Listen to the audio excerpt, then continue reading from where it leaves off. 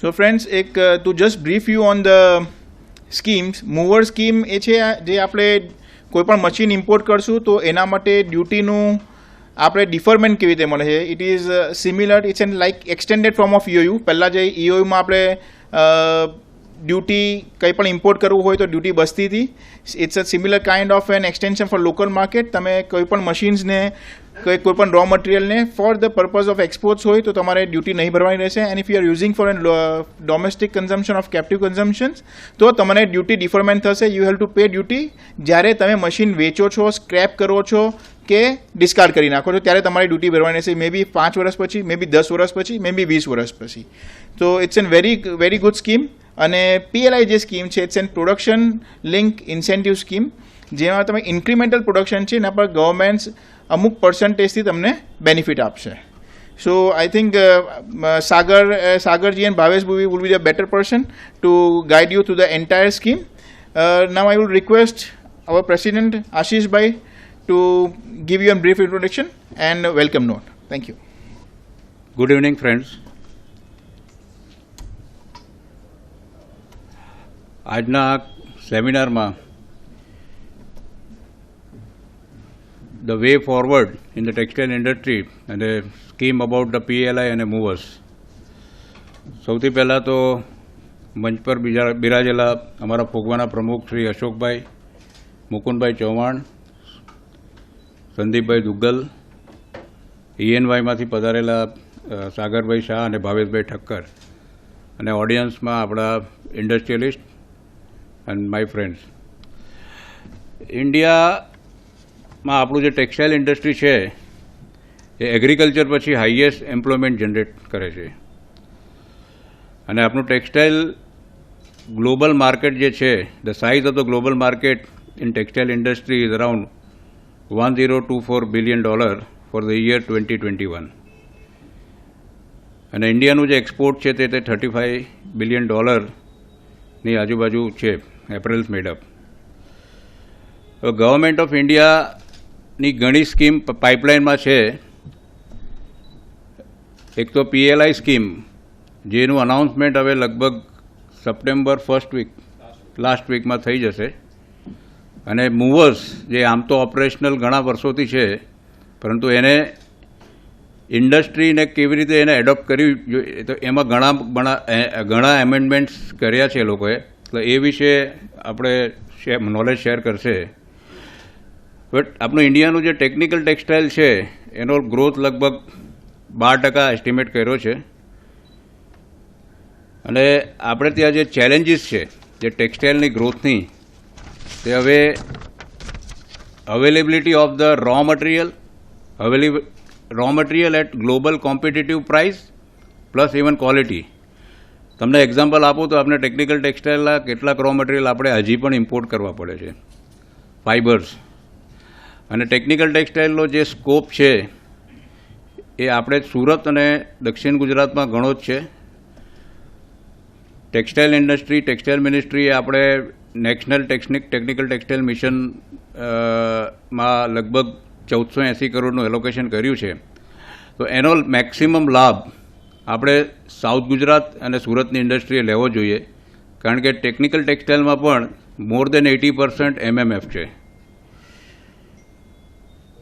હવે ગુજરાતની આપણે પોલિસીની વાતો કરીએ તો ટેક્સટાઇલ પોલિસી તો ઓપરેશનલ છે જ.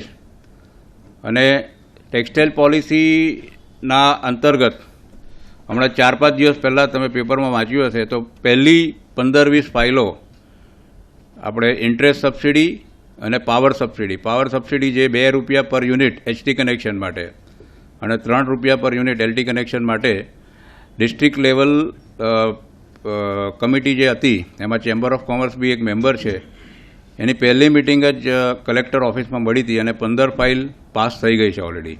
એટલે આપણે જે પાવર સબસિડીની જે આપણે આતુરતાથી રાહ જોતા હતા અશોકભાઈ, એની શરૂઆત થઈ ગઈ છે. અને કલેક્ટરે DICને તાકીદ પણ આપી છે કે બીજી વખત 15 ફાઇલ નહીં, એક સાથે 300-400 ફાઇલ લઈને આવજો. અને અત્યારે આપણે ત્યાં લગભગ DICમાં 1500 ફાઇલ પેન્ડિંગમાં છે. એટલે એ સારી નિશાની છે. બીજું કે આપણે અત્યારે જ ગવર્મેન્ટ ઓફ ઇન્ડિયાએ ROSTCL અને RODTEP સ્કીમ પણ રોલ આઉટ કરી છે, જેમાં લગભગ 4 થી 6% ઇન્સેન્ટિવ છે. તો સાગરભાઈ, આપણે એ બંને કમ્બાઈન કરીએ, PLI અને એ બંને, તો લગભગ આઈ થિંક 10% જેટલો તો મિનિમમ બેનિફિટ મળવાનો જ છે. તો એ હેન્ડસમ બેનિફિટ કહેવાય. આજે 10% પ્રોફિટ નથી હોતો ઇન્ડસ્ટ્રીમાં, અને 10% જો બેનિફિટ ગવર્મેન્ટ તરફથી મળવાનો હોય તો આપણે ડેફિનેટલી એ સ્કીમનો લાભ લેવો જોઈએ. ને મૂવર્સ તો તમને ડીપમાં સમજાવશે. મૂવર સ્કીમમાં બહુ બધા કન્ફ્યુઝન છે આપણી સુરતની ઇન્ડસ્ટ્રી માટે, એટલે એ તમે પ્લીઝ દૂર કરજો, એ બધા જેટલા બી કન્ફ્યુઝન છે તે. So once again I welcome you all. Thank you very much. સાહેબની ઇન્ડસ્ટ્રી માટેની સ્ટેટિસ્ટિકલ ઇન્ફોર્મેશન અને સ્કીમ માટેની જે અપડેટ છે એના માટે thank you. Now I request Ashishbhai, I request Sagarbhai to please come forward and deliver. હા, ઓકે, સોરી. આપણે એક પ્રોટોકોલ પ્રમાણે તમે સાગરભાઈનું આપણે પુષ્પગુચ્છથી બહુમાન કરશે Ashishbhai. Please give a big round of applause.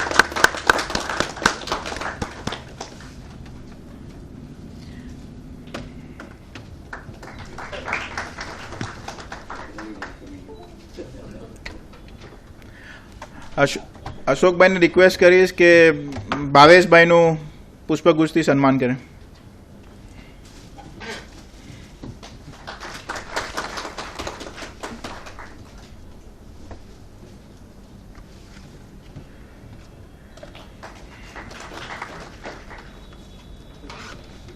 Sir, partner ENY Indirect Taxes, to please come forward and deliver his speech on the mover and the PLI scheme. Everyone, I think the background is laid. Ashish bhai પણ ઘણી સારી રીતે start of કરી નાખ્યું છે. Textile PLI, mover અને Gujarat state incentives એટલે state level. આપણે બધાનું ગણિત કરીએ, બધું ટોટલ કરીએ તો આપણે એવું સમજો કે 10% ગવર્મેન્ટ આપવાની હોય તો એના આગળ આપણે પ્રોફિટ કમાવાનો છે. But let me tell you, it's not as easy as that. whenever you are talking of receiving money from the government, it means that there are a lot of things, lot of conditions. We need to look at everything which is closely, and it's not a free for all. We need to look at what is my benefit, why is the government giving you such benefit, and if you understand those things, I think then things become simpler. So that's what I would want to start off. What we have tried to do today between me and Bhavesh, we'll talk of the PLI scheme, and I'll set the tone to say that PLI is not for everyone, it's only for very selected players. હા સારું, વાંધો નહીં. Terminologies તો ઇંગ્લિશમાં છે એટલે English આવશે, બસ એટલું સમજી લેજો. કસ્ટમ્સની મૂવર સ્કીમ છે અને પછી ગુજરાત સ્ટેટ ઇન્સેન્ટિવ અને મિત્રા સ્કીમ ભાવેશ કવર કરશે. સો PLI શું છે? PLI production linked incentive scheme, અને is it for everyone? And let me start. મારી આશીષભાઈની જ્યારે ફર્સ્ટ ટાઈમ વાત થઈ આજથી 4-5 મહિના પહેલાં, ત્યારે ખાલી ઇલેક્ટ્રોનિક્સ એટલે ફાઇનાન્સ બજેટ જ્યારે થયું અને એનું બજેટ સ્પીચ હતું ત્યારે નિર્મલા મેડમે કીધું કે 1,08,000 crores has been kept aside for as a total outlay for thrust sectors. There are 10 thrust sectors, textile is one of them. તો પહેલાં ટેલિકમ્યુનિકેશન્સ ને મોબાઈલની સ્કીમ આવી, પછી ફાર્મા આવી ને પછી ફૂડ આવી, ઓકે, હમણાં બીજી બધી ચાલે છે. તો એવી રીતે textile policy something textile PLI which will be rolled out in a month. Vote is the intention? એટલે આપણે જોઈએ એમાં ઇન્ટેન્શન શું છે ગવર્મેન્ટનું, કે ટેક્સટાઇલ જ્યારે આપણે કહીએ, સુરત આપણે વાત કરીએ તો નેચરલ ફાઇબર્સ, કોટન, સિલ્ક, ને દેર ઇઝ MMF અને ટેકનિકલ ટેક્સટાઇલ. હું 3 વાતો અલગ અલગ રીતે જોઉં તો ઇન્ડિયાનો share globally is decently high when it comes to cotton, whether it is yarn, it is fabric, or it is apparels. So the government thinks that what we need is to push and to promote and encourage MMF અને technical textile. અને એ કેટેગરીમાં પણ જે man-made fibres છે કે fabrics અને technical textile, જેમાં ઇન્ડિયાનું global share is less than 5%, એવા પ્રોડક્ટમાં તમે ઇન્વેસ્ટ કરો ને ગ્રોથ કરો, તો એ માટે અમે તમને સપોર્ટ કરીશું. So basically this scheme is not for everyone. It is not for anything that we do for cotton or any other natural fibres or fabrics or apparels. It is only for MMF and technical textile. Now this is very important. આપણે બધા આ જોવાનું છે કે MMF હોય તો જ આપણે બેનિફિટ મળવાનો છે, otherwise this scheme is not for us. That is the first point which is important. Second very important is that government thinking એવું છે, and this is not only in India, this happened in China, South Korea, કે તમે જે 50-60 આવા ટોપ પ્લેયર્સને તમે benefit આપો અને એ લોકોને તમે આપો તો પછી એમના આજુબાજુની ફૂલ ઇકોસિસ્ટમ તૈયાર થઈ જાય કે એ મેન્યુફેક્ચર કરશે, એક્સપોર્ટ કરશે કે ડોમેસ્ટિક કરશે, તો એક ફેબ્રિક લેશે, યાન લેશે અને the business grows. That's the intention. So typically even in textile, so like in pharma when they came with the PLI scheme, so there are only 35 companies across India who will get the benefit. Okay, now same thing they did for telecommunication, food, everywhere. So which means their intent, and why I'm telling you this is that જ્યારે એ લોકોએ first time scheme public ડોમેનમાં કે ઇન્ડસ્ટ્રીમાં એમને circulate કરાવી કે this is our intention of the scheme, અને હું આશીષભાઈથી વાત કર્યો હતો કે એ સ્કીમ એવા સ્વરૂપમાં આવી હોત તો સુરતમાંથી એક પણ કંપનીને એલિજિબિલિટી ન થઈ હોત. Because the original scheme, and I'll tell you what that original scheme, if you see the products, so originally જ્યારે એમને સ્કીમ ડિક્લેર કરાવી, એટલે એમનું એક બ્રોડ સ્કેલેટોન એમને ડિક્લેર કર્યું, ત્યારે એવું કીધું કે ખાલી 40 products from the MMF category, અને 40 કયા પ્રોડક્ટ્સ જે એપેરલ છે, મેડઅપ છે, અને એ લોકોએ HSN આપ્યા કે HSN 6110 which is jerseys, pullovers, cardigans, waistcoats or different products which are there which are apparels, basically garmenting or apparel માટે, which means that only companies who are manufacturing this as a final product એમના માટે ખાલી આ scheme હતી. Fabrics are not covered, yarn is not covered. Okay, this was the first and only 40 products. એવી જ રીતે technical ટેક્સટાઇલમાં they had only given 10 HSN to say આ 10 HSN માં તમારો પ્રોડક્ટ હશે તો તમને મળશે. So that was a time when we said that એવી રીતે સ્કીમ આવવાની હોય તો I think 99% of our industry will not get the benefit. Okay, this is where it started from.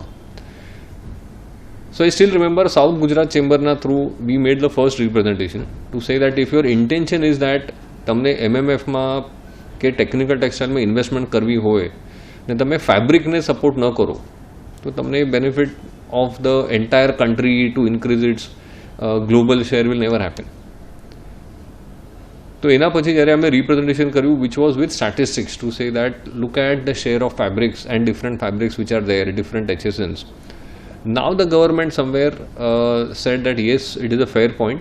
It's not only the apparels, we have to also look at fabrics. So now they have covered even the fabrics. So in the recent discussion that we had, I think now the way the scheme will come, it will cover both apparels and fabrics both. So that's a one good positive thing that we are even having fabrics which are there in the MMF category. I'll talk of TT later. First MMF. The question that comes is what about yarn? So whether it will cover yarn also.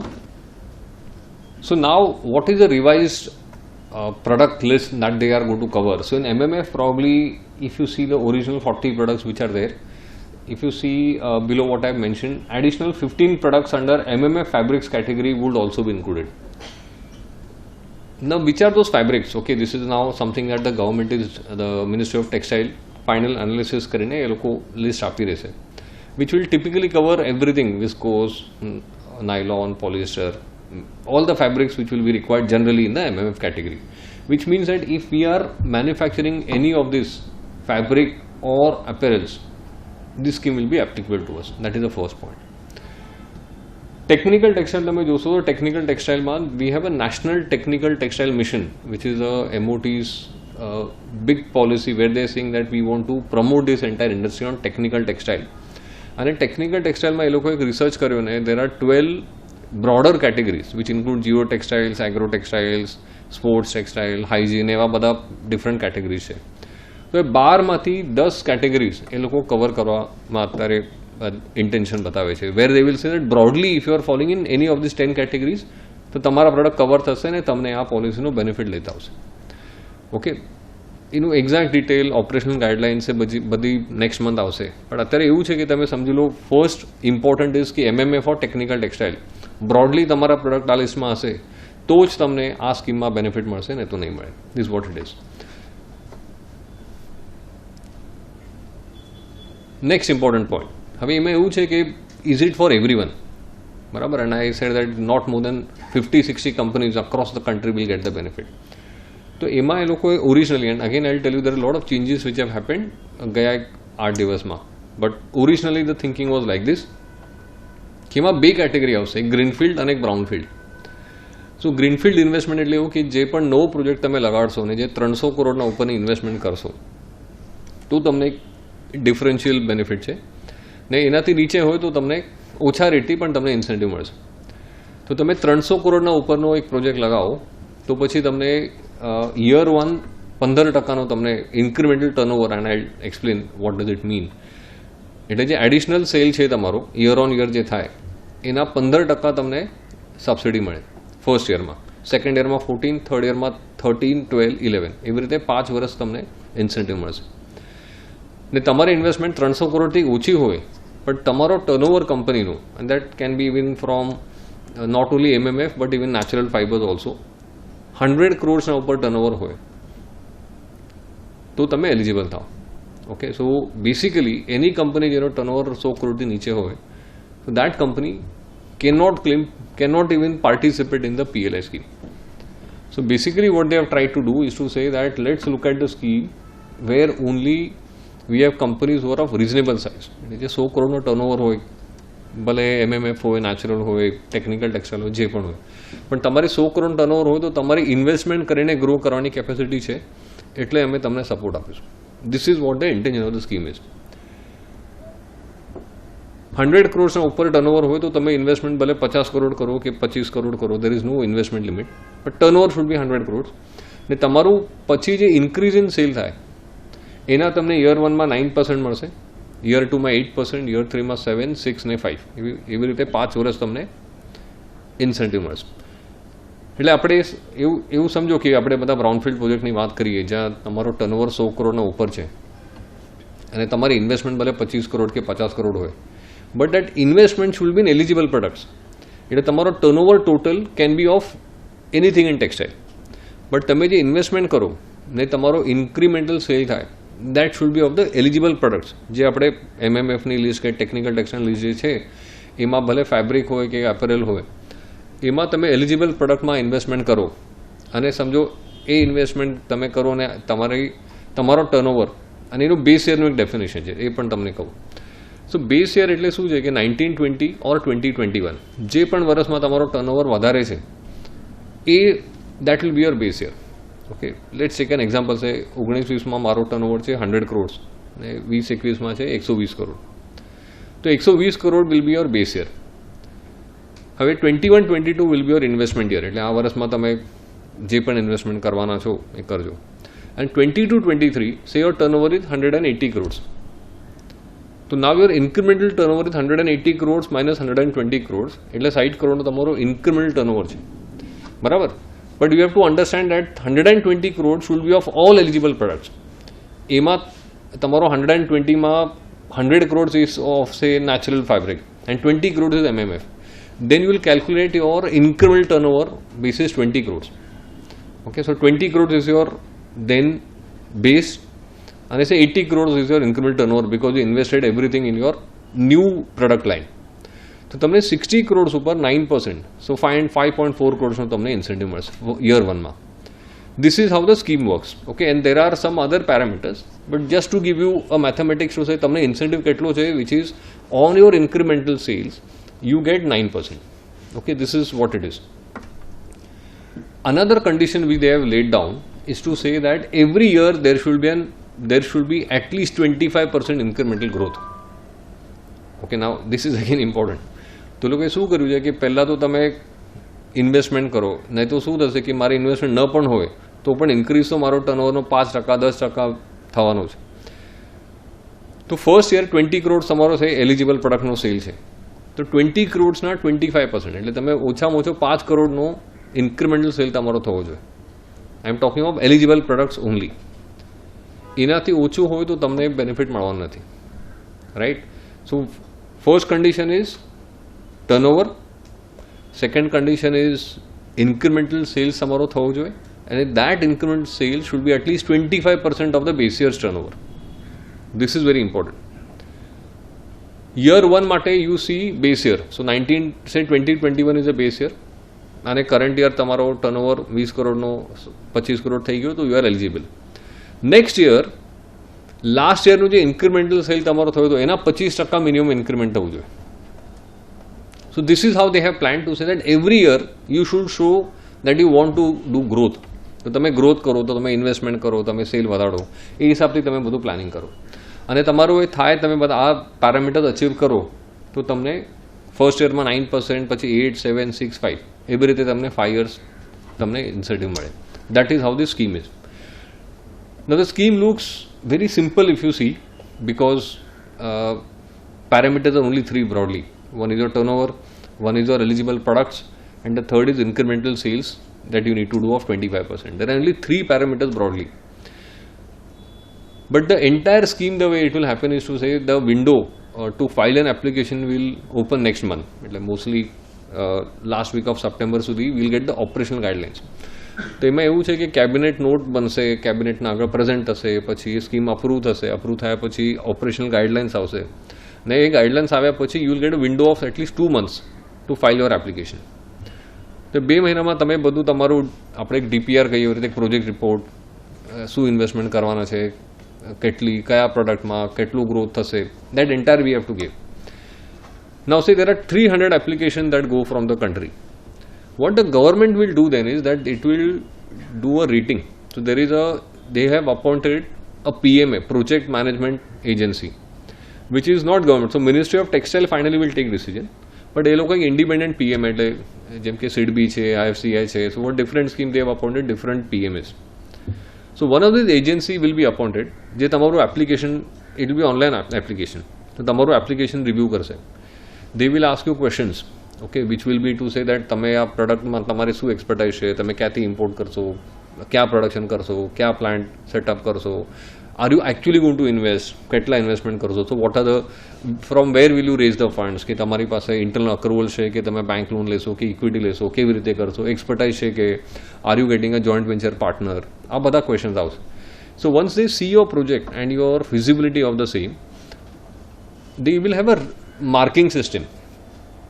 તો marking system એવું કે તમારી history શું છે, કેટલા વર્ષની company છે, શું બ્રાન્ડ છે, how good you are, why are you wanting to expand in this new lines, એમાં પોટેન્શિયલ શું છે, તમારું માર્કેટ ઇન્ડિયામાં કે ગ્લોબલી છે કે, if you are saying that અમે એક્સપોર્ટ પણ market is there for us and we feel that અમે આ 10 કન્ટ્રીમાં એક્સપોર્ટ કરીશું, then you get better weightage. So they will have all this things which they will analyse and basis that out of 300 probably 50 or 60 companies will be selected. That is how this entire scheme is. તો આ PLI સ્કીમમાં, as I say that it is not for all, it will be for selective. But as I was talking about, એમાં 2 part છે. એક તો more than 100 crores which is there, or a greenfield investment. greenfield એટલે તમારો turnover જે પણ હોય, નવી કંપની તમે કરો કે તમે 2-3 જણ મળીને એક નવી કંપની ફોર્મ કરો ને એ કંપનીમાં તમે 300 કરોડની ઇન્વેસ્ટમેન્ટ કરો, and where you are seeing that you may get equity, you may get debt, and you may want to get into this. So the intention of the government is તમે end to end manufacturing કરો ને તમે scale અને size વધારે કરો, મોટી કરો. સો like ચાઇનામાં આજે તમે જોશો તો ઇન ટેક્સટાઇલ, આપણા ત્યાં if you see our industry in textile, where we say it is disintegrated, it is decentralised. In China there are large players who do everything end to end.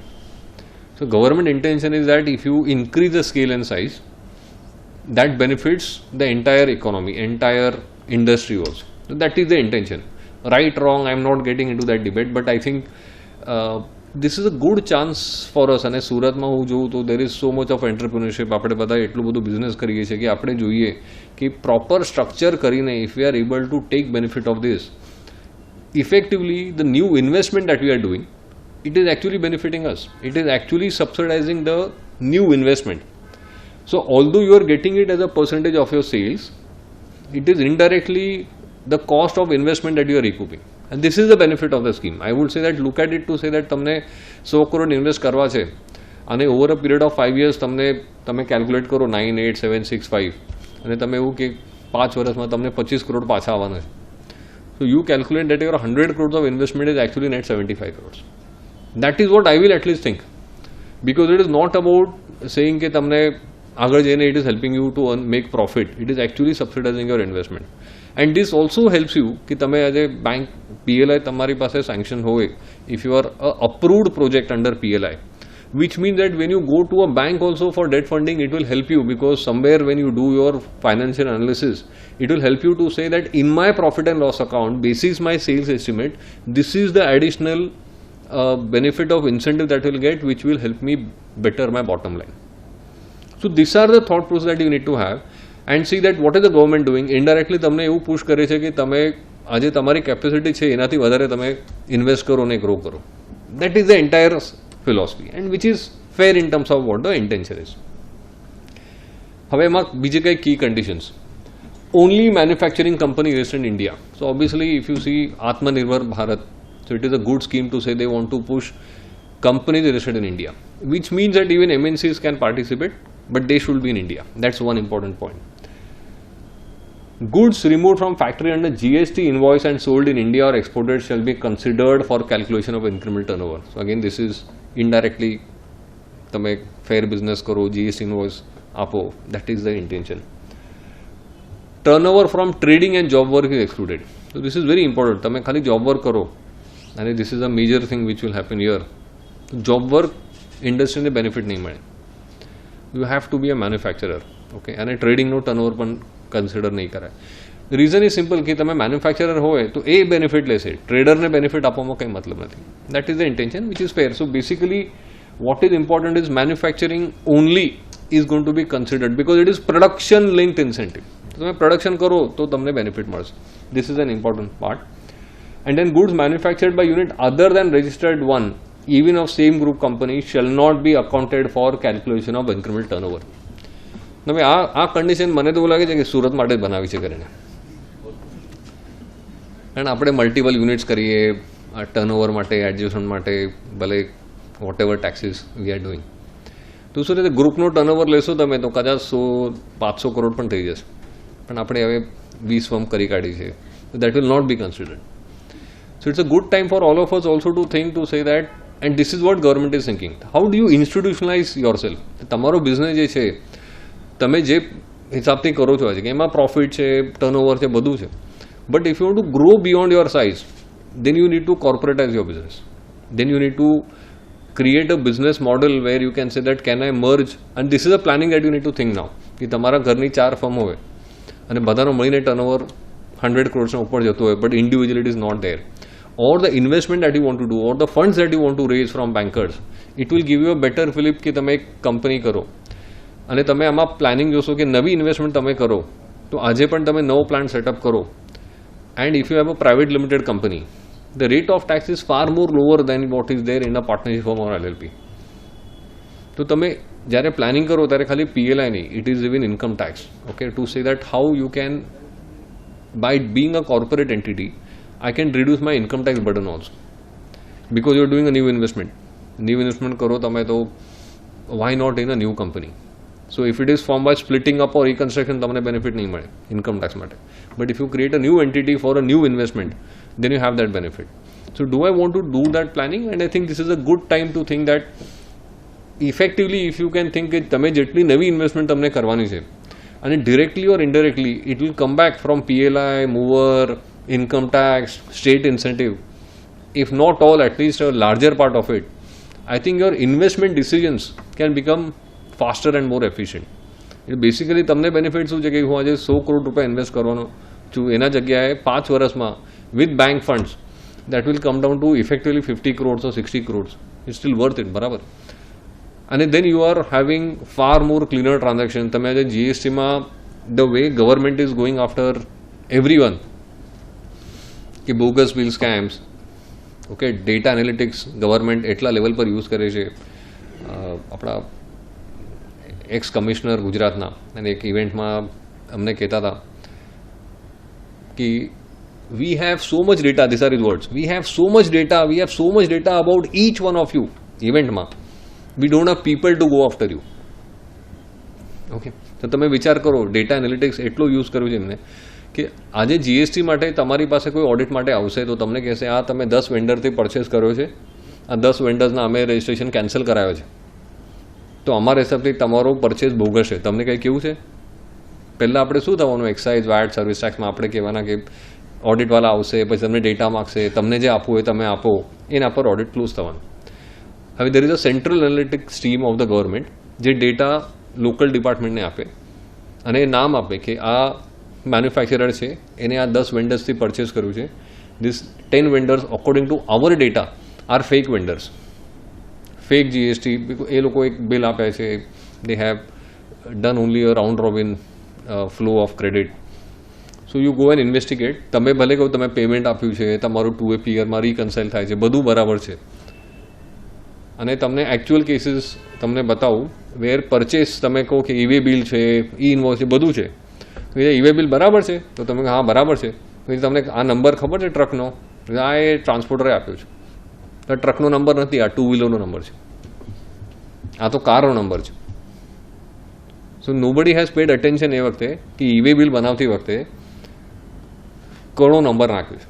But government has use analytics and they have mapped all this numbers with the RTO data, and the minute you say there is an e-way bill, they will only tell you this is not a truck, and if it is not a truck 10 ટનનો માલ તમારો 2 wheeler પર ન આવે, so then you have no explanations. તમે સમજી લો, this is the fact that I am talking about. With more and more things happening like this, where the government is coming up with so many data analytics, and on one hand I am saying that I want to grow my business, barabar. I see a lot of young generation also here. I want to grow my business, I want to take benefit of all the schemes which are there. I want to look beyond Surat. I want to go national. I want to go international. So you have to balance it, right? So તમે એ હિસાબથી તમે આ scheme જોશો બધી, whatever we are talking about, all these means government intervention. એટલે તમે પૈસા લો ગવર્મેન્ટ પાસેથી તો તમને એના કમ્પ્લાયન્સ કરવાના છે, ક્વાર્ટરલી પ્રોગ્રેસ રિપોર્ટ ફાઇલ કરવાના છે, એનું રિવ્યૂ થશે.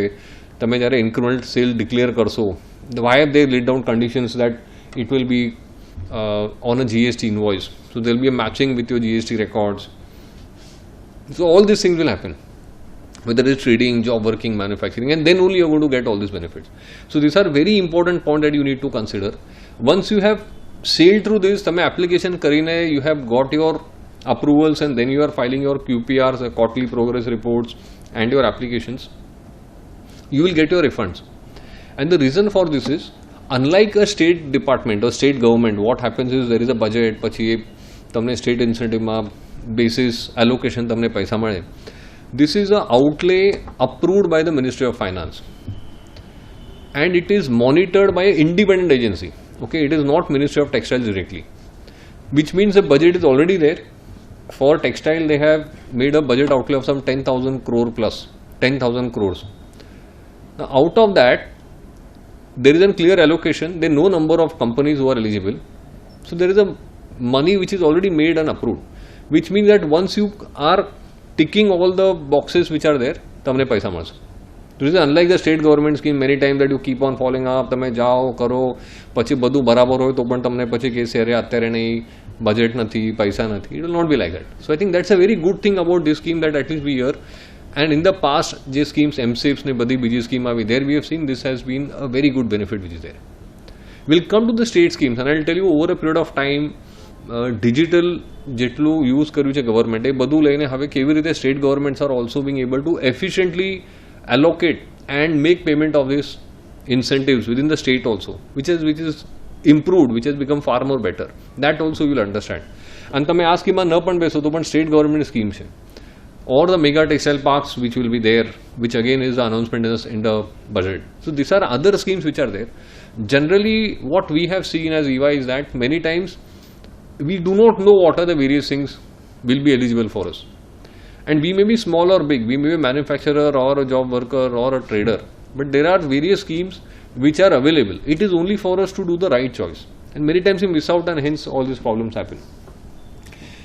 So this is just a comparable between greenfield and brownfield. I will tell you only one thing. This is a big discussion which happened, and we had presented to the government again through associations like South Gujarat and others, where we said that there can be companies જે ગ્રીનફિલ્ડમાં પણ નહીં બેસે ને બ્રાઉનફિલ્ડમાં પણ નહીં આવે. Okay, then what do you do? So that is why now they are thinking, let's not have this greenfield brownfield categorization at all. They will rather make it simpler to say, okay, if you're investing more than X amount, otherwise you are all others. And if you're investing more than, again there is a recommendation where we are saying that greenfield 300 crore na jagyaye તમે 100 crore કરી કાઢો. And for everyone else you keep it open so that there will be more players who can invest, who can take benefit. Instead of 50-60 you make it 100-120, it doesn't make a difference because more companies will participate and it will help the entire sector and the country as a whole. So that is our recommendation. We'll see what really comes. But I think if you see the benefit which is there, it is fantastic. I think which is very interesting, and that is why I think that look at, it's not necessary that you may have something which is there today. But if you look at it closely and you look at the benefit and you just plot it on an Excel sheet, probably the benefit that you are seeing is so big. તમને કદાચ એનો benefit એવો લાગશે કે we'll start planning now. We have just 1 month in hand to say કે whether I want to even try to be getting into the scheme. તો એ માટે તમે પ્લાનિંગ અત્યારથી કરો. નેક્સ્ટ 1 મહિનામાં આપણે એવું તો, અને એના આગળ તમને 2 મહિના છે એપ્લાય કરવા. But at least mentally you prepare yourself. આપણે કરવું છે, એમાં મારું પ્રોડક્ટ આજે શું છે, whether it will fit in to, and we are there to help you to say what are the chances that your product will be getting covered. Okay, in MMA for technical textile, BCSR know-how, do we feel that there is a probability of your product getting covered? If that happens, then you should start preparing. That is the entire point that I wanted to look at. So, this is, sorry, I'll just take that example.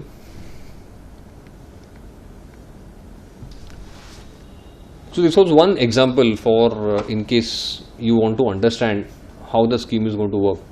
So what they did is, originally, and if you see this example, they are talking of 40% growth. Now that 40% which was discussed till about 15 days back, they are going to bring it down to 25% is what we are hearing. Which means that for the base year, that is the year 1, say your turnover is 100 and say this is 1920 or 2021. Now what they did is they said for 20 to 23, your 100 should become 140. Okay, now when it was 140 means કે તમે એટલું બધું 40% increase કેવી રીતે થાય? So we showed this entire analysis again to say that it is not possible for a company to grow 40% in year 1. Okay, generally, even if we talk on it, because it will take time for whatever reasons.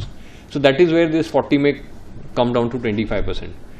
Then in the next year, presume this is 40, so 140 should be your turnover in year 1. Your incremental turnover is 40, 9% means you get a 3.6 crores benefit. In the second year, what will happen is 140 is your last year's turnover. Now you need to do 40% of the incremental sale of 40. So your incremental sale was 40. So 40% of 40. So now the 60. So it should be 156. So basically at the end of 5th year, your 100 should become 154, 254, which was like 2.5 times your sales in year 1.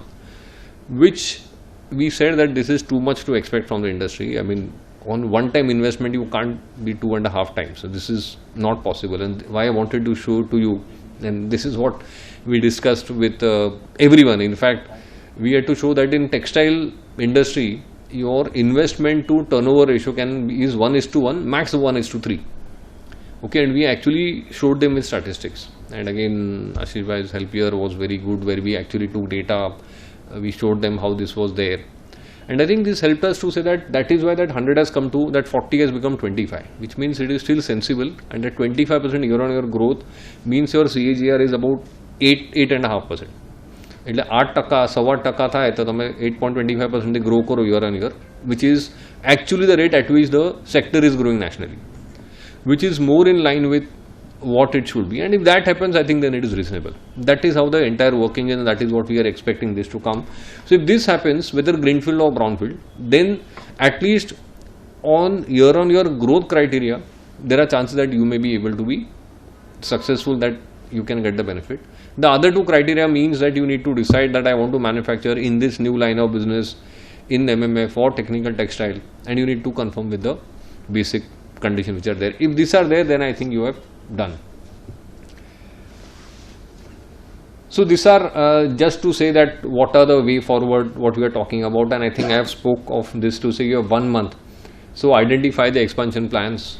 આપણે કેવી રીતે કરવાનું છે, શું કરવાનું છે, કારણ એવું થશે કે આપણે બધું એલિજિબલ છે અને we want to make an application, and then you think કે ના આપણે હવે નવા કંપનીમાં કરીએ કારણ ઇન્કમ ટેક્સનો રેટ ઓછો છે.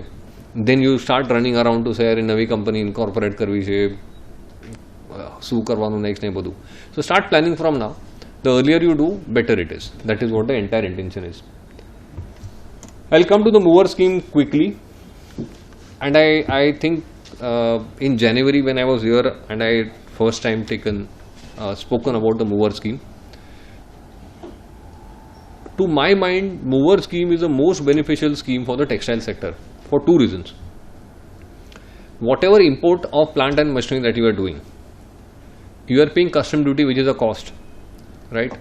And you are paying IGST on that, which also, because of our inverted duty scenario in most of the cases, this credit becomes a blockage for most of the cases. બરાબર છે, we plan, we structure whatever, but still at least from a working capital perspective it is a big time cost which is there. બરાબર. અને આપણે normally ટેક્સટાઇલમાં શું કરતા હતા કે આપણે ઇમ્પોર્ટ કરવું હોય તો EPCG સ્કીમમાં જાઓ, આપણે ઓબ્લિગેશન 6 વર્ષના પછી જોઈશું, થર્ડ પાર્ટીના થ્રુ કરાવીશું ને all this planning, and we know what happen to us finally most of the cases which have happened here. So why to go for something where you have a risk, where you are incurring cost, and at the end of that period you are going to pay interest and penalties which are there, because you know in reality there is not going to be exports. બરાબર. So what is this mover scheme?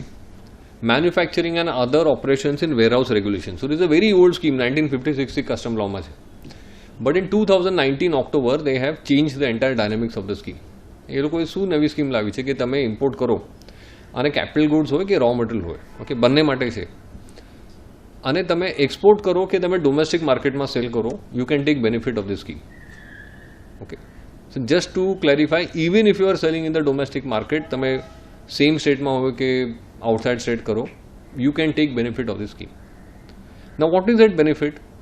When you import, you do not pay custom duty, you do not pay IGST. Okay, this is what it is.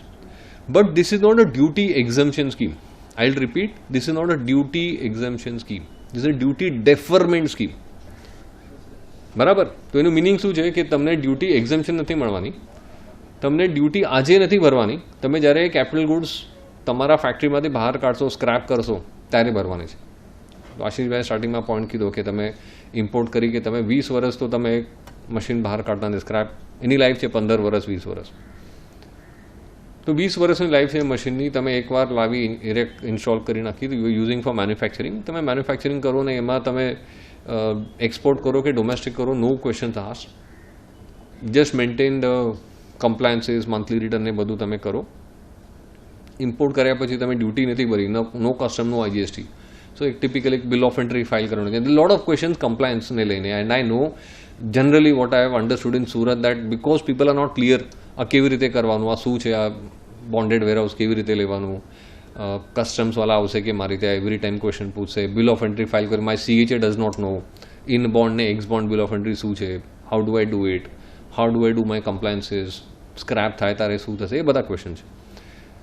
So I think it's not so difficult, let me tell you, it's not so complex. તમે એકવાર કરો તો તમને ખ્યાલ આવશે. Machine તમારે normally આ scheme machine માટે પણ છે, કેપિટલ ગુડ્સ માટે છે અને રો મટીરિયલ માટે પણ છે. પ્રિઝ્યુમ રો મટીરિયલ 0 છે તમારું, બટ કેપિટલ ગુડ્સ છે, બરાબર. અને કેપિટલ ગુડ્સ એના સ્પેર્સ છે. તો એવું થાય કે કેપિટલ ગુડ તમે મશીન આજે આવી ને એવરી યર તમને કંઈક મેન્ટેનન્સ માટે સ્પેર એવરી યર તમને લેવાના છે. તો that spares also can be covered in scheme. તો તમે શું કરશો, તમે ઇમ્પોર્ટ કરશો, you file a bill of entry which say it's a in bond bill of entry, એટલે પોર્ટથી ડિરેક્ટલી તમારી factory is a bonded warehouse, અને એ બોન્ડેડ વેરહાઉસમાં આવે તો તમે in bond bill of entry file કરવાની છે, where you do not pay any duty. તો there is no custom duty, no IGST, એટલે IGSTનું અક્યુમ્યુલેશન પણ બંધ થઈ ગયું અને કસ્ટમ ડ્યુટી 0 થઈ ગઈ ડે 1 પર. પછી 20 વર્ષ પછી તમે જ્યારે સ્ક્રેપ કરશો એ વખતે તમે બહાર કાઢશો, તમને ડ્યુટી ભરવાની છે. Whatever you save today, એટલે આજે તમે 100 રૂપિયાની ડ્યુટી અને ટેક્સ IGST સેવ કર્યો તો 20 વર્ષે તમે 100 રૂપિયા ભરવાના છે. Every one has a question કે અમે આજે 100 રૂપીસ પર ભરવાનું કે ડેપ્રિશિએટેડ વેલ્યુ પર ભરવાનું. નો, EU સ્કીમમાં હતું ડેપ્રિશિએટેડ વેલ્યુ ઓફ ગુડ્સ પર. In this scheme is a duty deferment, which I am saying why am using the word deferment, એટલે તમે આગળ ખાલી આજની ટેક્સ તમે કાલે ભરવાનો છો એટલું જ છે. તો 100 રૂપિયા આજે બચાવ્યા, 20 વર્ષ પછી 100 રૂપિયા ભરવાના છે. તો એના અકાઉન્ટન્ટ્સ, CA લેંગ્વેજ વિશે look at the net present value of money, એટલે આજના 100 રૂપિયાની વેલ્યુ 20 વર્ષ પછી 100 રૂપિયા નથી. એકચ્યુઅલી ડિસ્કાઉન્ટ કરો તો એ 100 રૂપિયા ઇઝ એકચ્યુઅલી 10 રૂપિયા, બરાબર છે. That is your saving. તો તમે એ હિસાબથી વિચાર કરો તો it's a great scheme. There is to my mind એમાં નેગેટિવ કંઈ નથી. એટલે આઈ વોઝ ટેલિંગ, આજે અમે બધા બેસ્યા હતા તો જેવું સુરત છે એનાથી 10 times નાની ઇચલકરંજી મહારાષ્ટ્રમાં there is this cluster. In India, the second largest number of mover licenses are in Ichalkaranji. And you can imagine what size I'm talking about. Now, entire country, the second largest in the country is Ichalkaranji. And why Surat, I don't know. And same, I'm talking of textile, right? Ichalkaranji બીજો કોઈ business નથી. But look at, if they can do, why we are not able to, આશીષભાઈ મને ખબર નથી. So I think there are a lot of open questions which we as EY, we have gone to the board, we have got clarity. The customs department only, when it started, people are not very sure of the scheme, how it is, what it is, lot of questions. But I think we know the answers now to say this is possible, not possible. There are some representations कि depreciate value पर તમે allow करो. That is lying with the board. Today they are saying no. But ठीक है, જ્યારે આવશે ત્યારે આવશે. તમને આજે તો મશીન બહાર નથી કાઢવી, આજે તો લેવી છે અંદર, તો લઈ લો. તમે એવું પ્રિઝ્યુમ કરો કે તમને સેમ ટેક્સ ભરવાનો છે. એ વખતે અમેન્ડમેન્ટ આવે તો વધારે બેનિફિટ, ન આવે તો એટલીસ્ટ ખબર છે what is the best case scenario. Same thing for raw material. અને ઇમ્પોર્ટેડ રો મટીરિયલમાં તમને શું બેનિફિટ છે? તમે ઇમ્પોર્ટ કરો રો મટીરિયલ ને આજે તમે ડ્યુટી ન ભરો, ફ્રોમ ધ ટાઈમ તમે ઇમ્પોર્ટ કર્યો અને પછી એનું મેન્યુફેક્ચર કરીને પૂરી પ્રોસેસ થાય, સે દેટ ઇઝ 45 days. તો તમે 45 days માટે તમે ડ્યુટી સેવ કરો, બિકોઝ ઓન રિમૂવલ ડ્યુટી ભરવાની છે. તો તમે વર્કિંગ કેપિટલનું કેલ્ક્યુલેશન કરો, તમે એટલે આપણે ઇન્ટરેસ્ટનું કેલ્ક્યુલેશન કરો, that's still a good saving. અને એ ઇમ્પોર્ટેડ રો મટીરિયલ એવા પ્રોડક્ટમાં છે which you are going to export, તો there is no duty at all. You have to only show the linkage to say I imported fiber. That fiber was used for manufacturing S product. Out of that, 10 products were exported, 90 were in domestic. To the extent of 10 products, I will not pay any duty because I have exported. And for the balance 90, I'll pay the duty. અને જે ઇમ્પોર્ટર્સ હશે અને export કરતા હોય તમે, તો તમને advance licence scheme છે, ડ્યુટી ડ્રોબેક છે, આ બધી સ્કીમ ખબર હશે. Then you don't have to go for that. Because if you're gone for mover, that is automatic. And a drawback normally used to be post filing, post export, which means that you are blocking your funds today and getting drawback after few months. So again you are saving money. And you import કરું ત્યારે હું duty ભરતો નથી. And I am following the same process that I am doing for capital goods. તો તમારા માથામાં confusion હોય તો કાઢી કાઢો, એમાં કંઈ કોમ્પ્લિકેટેડ નથી. તમને ખાલી એકવાર બધું બરાબર અન્ડરસ્ટેન્ડ કરીને કેવી રીતે લાઇસન્સ અપ્લાય કરવાનું છે, એના કમ્પ્લાયન્સીસ કેવી રીતે કરવાના છે તમે સમજી લો. Once you have done that, and compliances are very simple, a monthly return of inward and outward which you anyway maintain. So it's not going to be so difficult for you to do this. I know small looms having 1 or 2 machines, એ લોકોએ પણ mover license કરી કાઢ્યું છે. Okay, ઇચલકરંજીમાં. અને 1 કરોડની machine છે, મારા માટે it's a 28% saving, 10% custom duty, 18% GST. Why should I do it? તો તમે બરાબર કેલ્ક્યુલેશન કરો, it's a good decent saving. અને that is the reason why am saying tight up to PLI, mover, state incentives, અને તમે બધું calculate કરો તો there is enough saving for you. And this will compel you to do more investment. ક્યારેક એવું થાય કે મારી કેપેસિટી છે કે હું 50 કરોડની ઇન્વેસ્ટમેન્ટ કરી શકું. But if you calculate all this, કદાચ 50નું 100 થઈ જશે. And this is why I am telling that look at this scheme closely. There is nothing which is so difficult. But yes, there are compliances, there are things which you need to know. Mover license માં તમે જાઓ તો custom officer વિઝિટને આવશે. He will say security કેવી છે, inward outward ક્યાં છે, CCTV છે કે ફાયરના પ્રોટોકોલ શું છે. He will ask you all these questions. Do you have an SOP? આ બધું છે. But that's one time. Okay, and we have done for enough companies now to say that how that SOP should be, what it means, if you want to correct some of the things that you are doing. And તમને એવું કહ્યું કે તમારા benefit માટે છે, તમે આ બધું કરો તો એવું છે કે તમારા ત્યાં ફાયર ને સેફટી ને થેફ્ટ અને એના રિલેટેડ ન બધા કંટ્રોલ હોય તો કદાચ એને મૂવર સ્કીમ છે એટલે તમારા બેટર થઈ જશે. And we have actually seen that in companies. So look at that from a different perspective, that indirectly it is helping you. હા, બીજા કાંઈક પ્રોબ્લેમ થઈ જશે જે આપણે નથી જોતા. And now everything is captured, your inward, outward documentation. But I think over a period of time we'll have to do that. That's my point. The more you do that, the more systems you implement. Government જેટલી digital technology use કરી છે, data analytics છે, systems, processes, I think industry is behind it. Because of GST, you see the taxes that even the textile industry is paying as compared to what it was before GST. This was the intention, બરાબર, GST લાવવાનું. But have we changed as industry? How much are we trying to do better? How much are we trying to embrace technology? અને આપણે સિસ્ટમ્સને process better થઈ જાય તો એમાંથી જે savings આવશે ને એ that will be huge, probably better than what we are doing today. And I think that is very important what we need to understand, to say that every process that we are talking about, the more you plan around process and technology, the more benefit you are going to see into everything. And if you have done that better, all these incentives and benefits are easier. Otherwise, our experience has been that once you have done all this, you have taken the you have tried to apply for all these benefits, but when it comes to compliances, procedures and processes, they are so weak. Because of that, we'll end in trouble or we don't get the incentive. One of the two. So many times આપણે એવું complain કરીએ, અરે કંઈ થતું નથી, આવવાના નથી પૈસા, કસ્ટમર આપણે EPCG. How many people are still crying today, અરે why we took the license 6 years back, 8 years back? At that time, everyone said, ના લઈ લો, આ તો ડ્યુટી બેનિફિટ છે. But at that time, if you analyze and to really say that, am I going to do this? If not, I don't want to do it. So at least our view is to say that mover પણ કરવું હોય ને પહેલાં એક eligibility analysis કરવાનું કે whether it is worthwhile for me to do it. તો તે amount for instance, if that amount saving is some 5-10 lakh rupees, I would say don't do it. GST, you will get the credit over a period of time, it's not a big benefit. Custom duty is a cost, but it is better than the compliance that you will get in mover. Don't do it. We'll tell you. But if it is reasonable and you know your business model that you are going to go, grow, expand, આજે એક machine છે, 6 મહિને બીજી આવવાની છે, every year at least 10, 20, 30 crores we are investing, I want to grow the business, then we'll see from all the angles. We'll also tell you that, for instance, if you go in mover, you don't get the benefit of all industry rate drawback, or you don't get benefit of ROTTEP. So then what you need to do, you need to analyze कि મને ROTTEP અને AIR લેવું છે કે મને I want to go for mover. Now when you do this, then you come to know. Otherwise what happens, you go for mover because somebody told you, તમે licence લઈ લીધું ને પછી તમને ખબર પડે શિપિંગ બિલ ફાઇલ કરો ત્યારે એક્સપોર્ટના વખતે આ બધા બેનિફિટો મળવાના નથી, or you try to gate that and you get interest and penalties. So today you should first analyse two say that is it worthwhile I need to do? If yes, then you know what is going to happen in future and do the planning.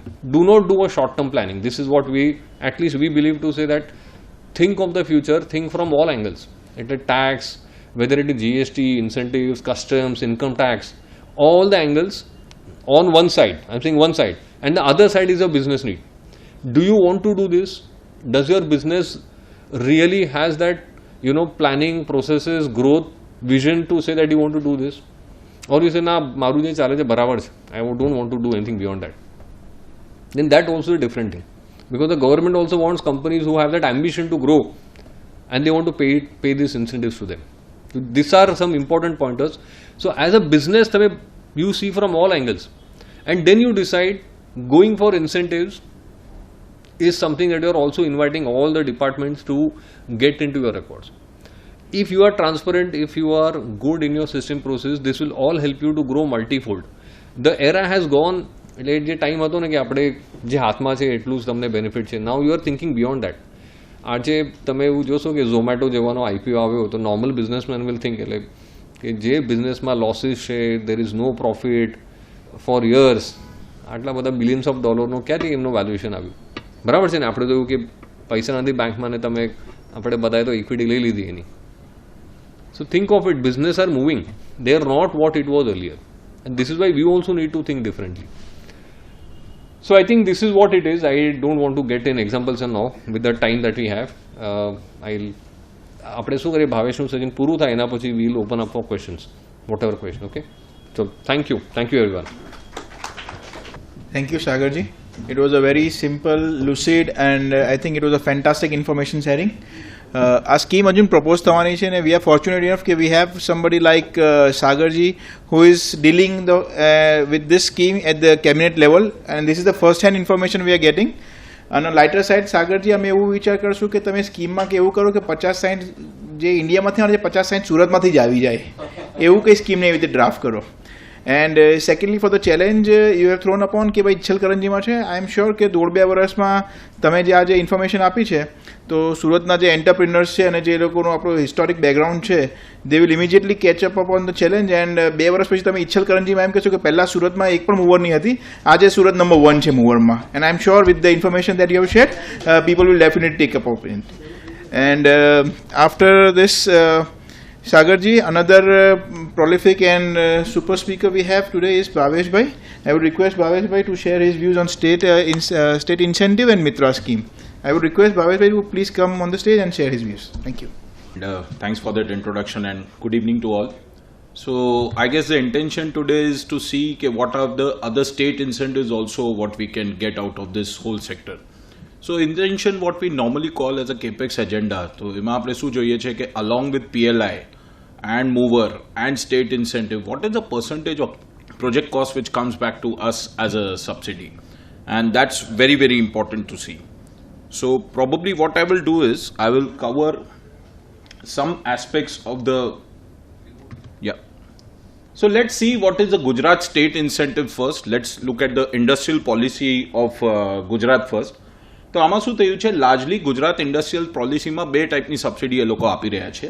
One is a capital subsidy and another is a electricity duty. Now આ જે 2 subsidies છે come from different policy. So electricity is by the electricity duty act અને capital subsidy છે it comes from the Gujarat industrial policy. તો આ જે policy હતી એ કોવિડ સિનારીઓમાં આવેલી on 6 August 2020. That is what that policy came in. હવે નોર્મલી શું થઈ રહ્યું છે સ્ટેટ ઇન્સેન્ટિવ્સમાં, નોર્મલી જે હતું ટેક્સીસના બેસિસ પર તમને સબસિડી મળતી હતી. એટલે હાઉ ઇટ નોર્મલી વર્ક્સ કે તમે 100 કરોડનું ઇન્વેસ્ટમેન્ટ કર્યો, રાઈટ, તમને એ કહેશે કે તમે અમે તમને 40% પાછા આપશું. By what form? Whatever SGST you contribute to the state government એ તમને પાછા આવશે as a subsidy. No typically શું થતું હતું આમાં કે તમારું જે સેલ તમે ગુજરાતમાં ન હોય, સમજો you set up a plant in Gujarat and you don't have any sales in Gujarat. What is the SGST you are going to pay to the state government? 0. So tamari subsidy was 0. Especially in the textile sector where it was sort of an inverted kind of a duty structure કે પછી જ્યાં આપણું SGST વધારે હોતું નથી, તો એ હિસાબે એમની અવેલમેન્ટ 0 હતી. એટલે આપણા હાથમાં બેરર ચેક 40%નું હતું ને આપણી પાસે અવેલમેન્ટ એની 0 હતી. તો એ હિસાબે એમને શું કર્યું, Gujarat was I will say the second state to bring something called of a capital subsidy. આપણે એક ફિક્સ કેપિટલ સબસિડી એને કહીએ છીએ. Just for information, Madhya Pradesh was the first and આપણે ભલે આજે ગુજરાતમાં ઊભા છીએ but at this point of time in say Madhya Pradesh has a much better policy than Gujarat. And એ આપણે આશીષભાઈ એક અલગ એજન્ડા લઈશું કે શું comparisons with different state incentives also which we need to see. So આમાં શું થયું છે, કેપિટલ સબસિડી, અને again what they have done is they have divided Gujarat into 3 categories. One is a category 1, 2 and 3. તો આમાં શું થયું છે, based on the development index of the state, એટલે Ahmedabad and this will be a developed area, Kutch and this area would be a category 1. તો on the basis of underdeveloped part of the state તમને subsidy મળશે, અને if you are in a developed zone the subsidy would B slightly lower. So that is how it normally works. તો આપણે હમણાં જોઈએ કે તાલુકા category 1માં 12% અને 10%, 10 and 8, 6 and 4. નાઉ અહીંયા તમે જોશો તો એક બાયફર્કેશન છે between thrust and general. So at least for the textile, only technical textile is a thrust sector, rest all is a general sector. તો હવે આ સબસિડી કેવી રીતે આપણી વર્ક થાય છે કે સમજો આપણું 10 કરોડની ઇન્વેસ્ટમેન્ટ છે, આપણે જસ્ટ એક એક્ઝામ્પલ લઈએ, અને આપણે જનરલ સેક્ટરમાં છીએ, 10%ની સબસિડી છે. You will gate 1 crore subsidy fixed over a period of 10 years.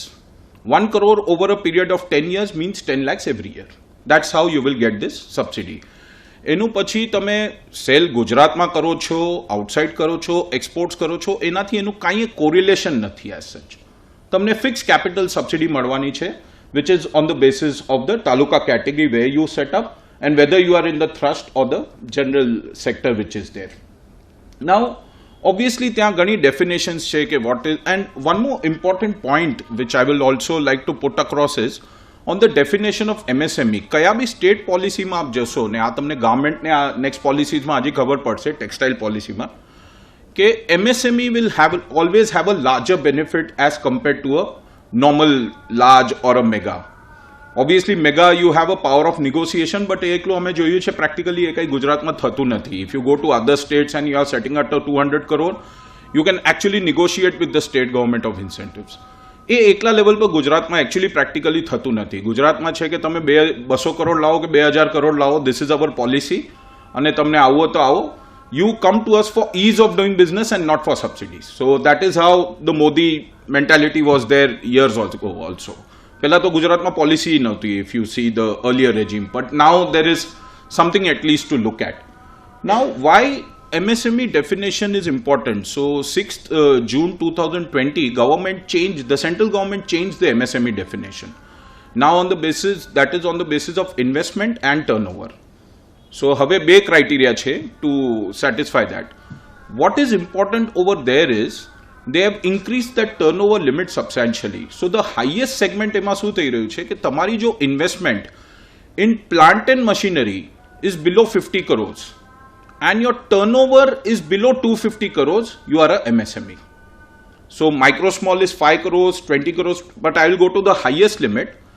If your plant and machinery investment is below 50 crores and your turnover is below 250 crores, you are a MSME. હવે આમાં બે ત્રણ ચીજો આપણે ફક્ત ધ્યાન રાખવાની છે, કેમ કે ત્યાં ઘણા મિસકન્સેપ્શન્સ છે towards a MSME definition. One is export turnover is not counted while they are looking at that 250 crore limit. So સમજો તમારું turnover 280 crores છે and export is 50 crores, then your net turnover is 230, you are still a MSME. If you breach either of a condition, you will become a large scale, right? એટલે તમારી investment બી 50 crore વધી ગઈ ને. Second important point is, while calculating that 50 crores, only take plant and machinery. If your project cost is above 50 crores, including land and building, but plant and machinery is below 50, you are still an MSME. તો એ બી બહુ important criteria છે જે આપણે ધ્યાનમાં રાખવું પડે છે. અને પ્લાન્ટ એન્ડ મશીનરી જે નોર્મલ ચાર્ટર્ડ અકાઉન્ટન્ટની ડેફિનેશન હોય છે વિઝાવી જે MSMEની ડેફિનેશન છે એ ડિફરન્ટ છે.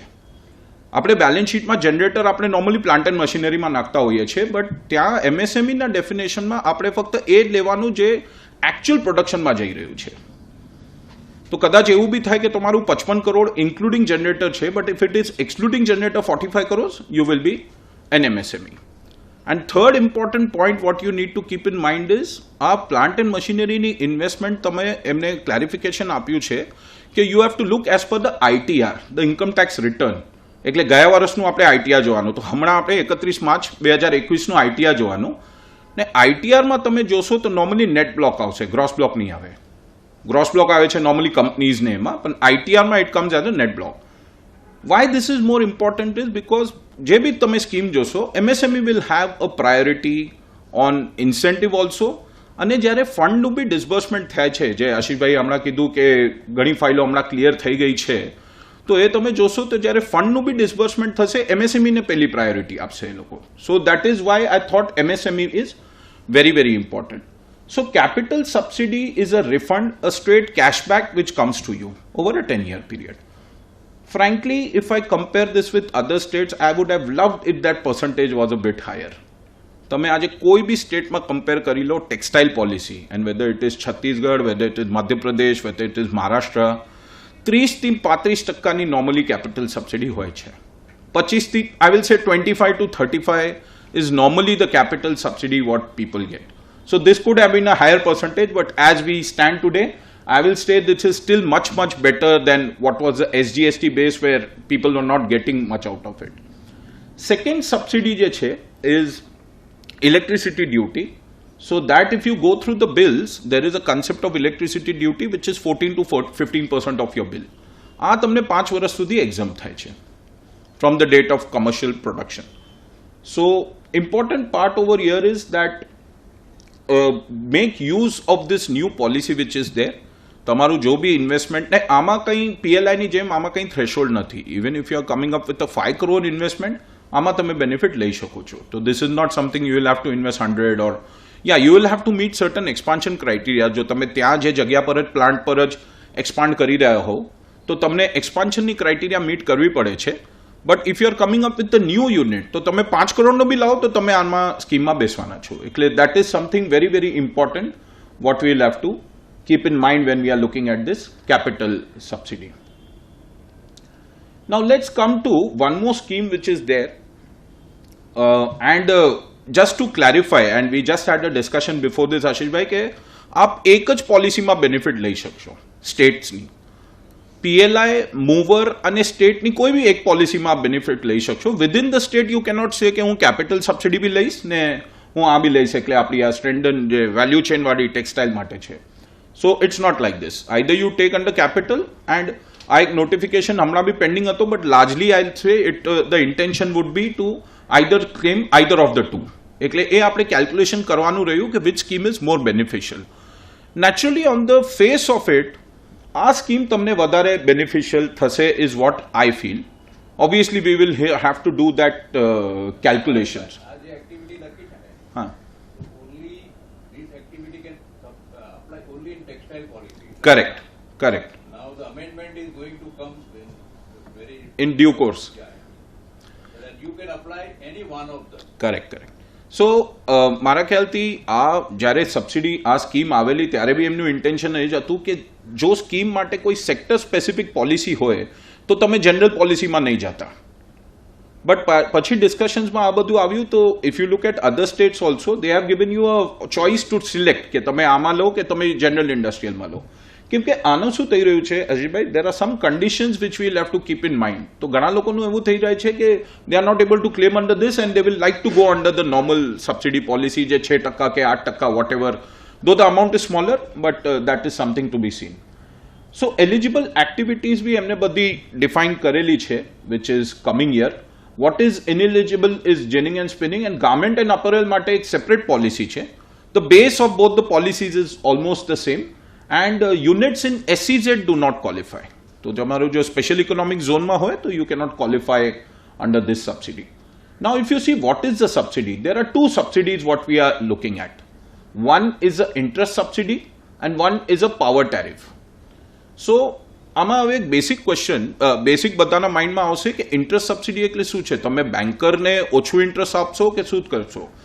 Banking relations and everything will go the same way as you are going today.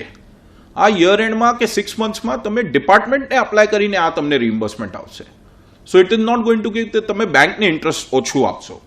સો દેટ ઇઝ વેરી વેરી ઇમ્પોર્ટન્ટ. MSMEને અહીંયા તમે જોશો તો 6% છે, અને પછી લાર્જ એન્ટરપ્રાઇઝીસને on the basis of persons you employ 4, 4.5, 5 ને 6% છે. તો MSME ઇઝ અ ફ્લેટ 6%. એટલે હું તમને કહેતો હતો કે MSMEમાં બાયફર્કેશન કરવું is very very important. Obviously within the rules which came in June 2020 where this definition change of MSME was pending for last 10 years. અને Modi government also tried to bring this bill 3 years back also. But now it is successfully passed, and MSME now has a much wider definition. So MSME is 6%, rest all is 4.5. તો large એન્ટરપ્રાઇઝીસમાં એક આપણે જોવાનું રહ્યું કે provide direct employment up to 100%. ના આમાં એક 100 એટલે ફરીથી આપણે એક વાત ધ્યાનમાં રાખવી પડશે કે 100 is only payroll labour and does not include contract labour. So એક ઇમ્પોર્ટન્ટ પોઈન્ટ છે, જ્યારે બી આપણે આ ક્રાઇટેરિયા આપણે જ્યારે બી જોઈને આપણે મીટ કરવાનું રહેશે ત્યારે we will have to look at this 100 and 100, 200, 500. That's how it would be.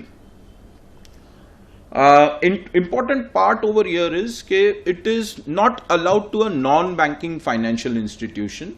This interest subsidy is allowed for cooperative, scheduled commercial bank or any institute which is recognized by RBI. તો આ ત્રણે આપણે એટલે જ્યારે બી આપ loan બી લેશો, સમજો some person is giving you loan at a lesser interest, but if you are not eligible for this subsidy, you will have to have that calculation in mind કે આપણે લોન ક્યાંથી લેવાનું અને whether that banker is eligible to get this.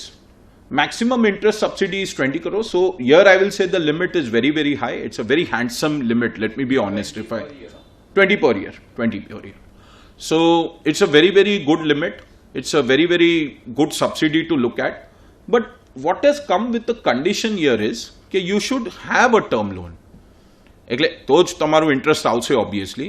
Now what happens જે self finance યુનિટથી આવશે તો આ સબસિડીમાં બીજું એક શું ફોલ્ટ પોઈન્ટ થયું છે? So if you look at the power tariff subsidy also, which is 5 years from DOCP. So you have that power tariff of 3 rupee, 2 rupee. I'll not get into that nitty gritty.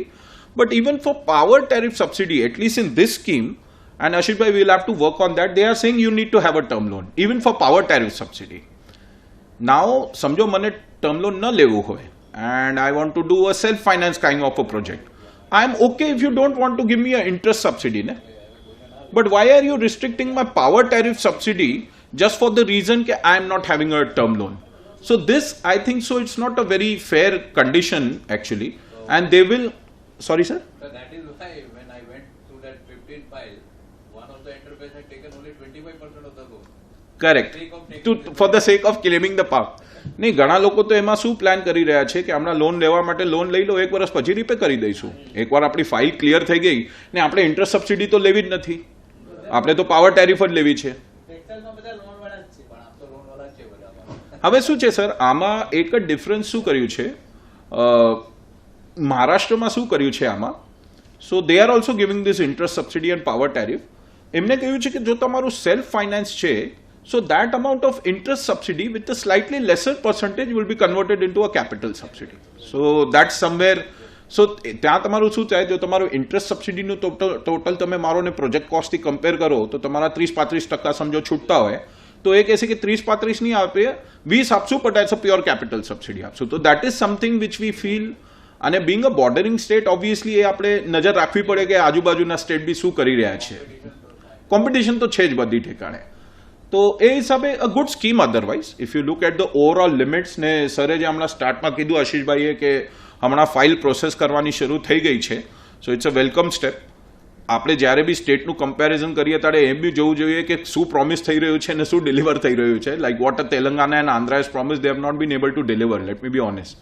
સો એ બી એક factor ક્યારેક ને ક્યારેક આવશે જ્યારે તમે આ બધું કેલ્ક્યુલેશન કરી રહ્યા છો. But a good scheme overall. Implementation also largely is in place, and there will be speedy disbursals now is what we see.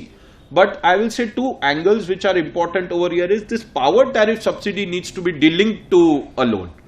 That's very, very important. At least people should be able to claim the power tariff subsidy. Similar, they have come up with the Gujarat Garment and Apparel Policy also, 2000. It's an older one, I would say.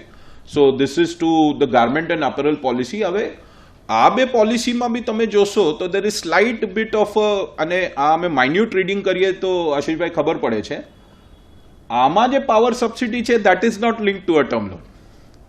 સો અહીંયા તમે term loan ન બી હોય તો બી તમે power tariff subsidy લઈ શકો છો. Yes, obviously it has criteria કે you need to have 150 machines and 300 people. So that's a basic criteria which it starts with. 300 people, again talking about direct employment and not the contract employment which is there. But here also if you see the interest subsidy is there, and you will be able to claim that 5%, which is a flat rate. Here there is no confusion of a MSME vis-a-vis large and all that stuff. You have a power tariff subsidy which is 1 rupee per unit, and here it is not linked to, as I told, the term loan criteria. There is a payroll assistance. So they are saying that up to a limit of 4,000 per month for female and 3,200 for male, they are going to give a payroll assistance. But here the word, and there is a slight difference again in that. Amasu kahi gaya che ke when you are looking at employment in the other scheme, they are talking of 300 people, and when they are talking of payroll assistance, the word what they are using is 300 domicile people. So all of this is more technical, I would say, but we need to probably represent ke what's the intention of. Obviously this is a 17 scheme now, 22 ma end thai rahi che, so obviously they will not like to change something like this, but now if they are coming up with something new, these are the finer aspects we will have to bring it across.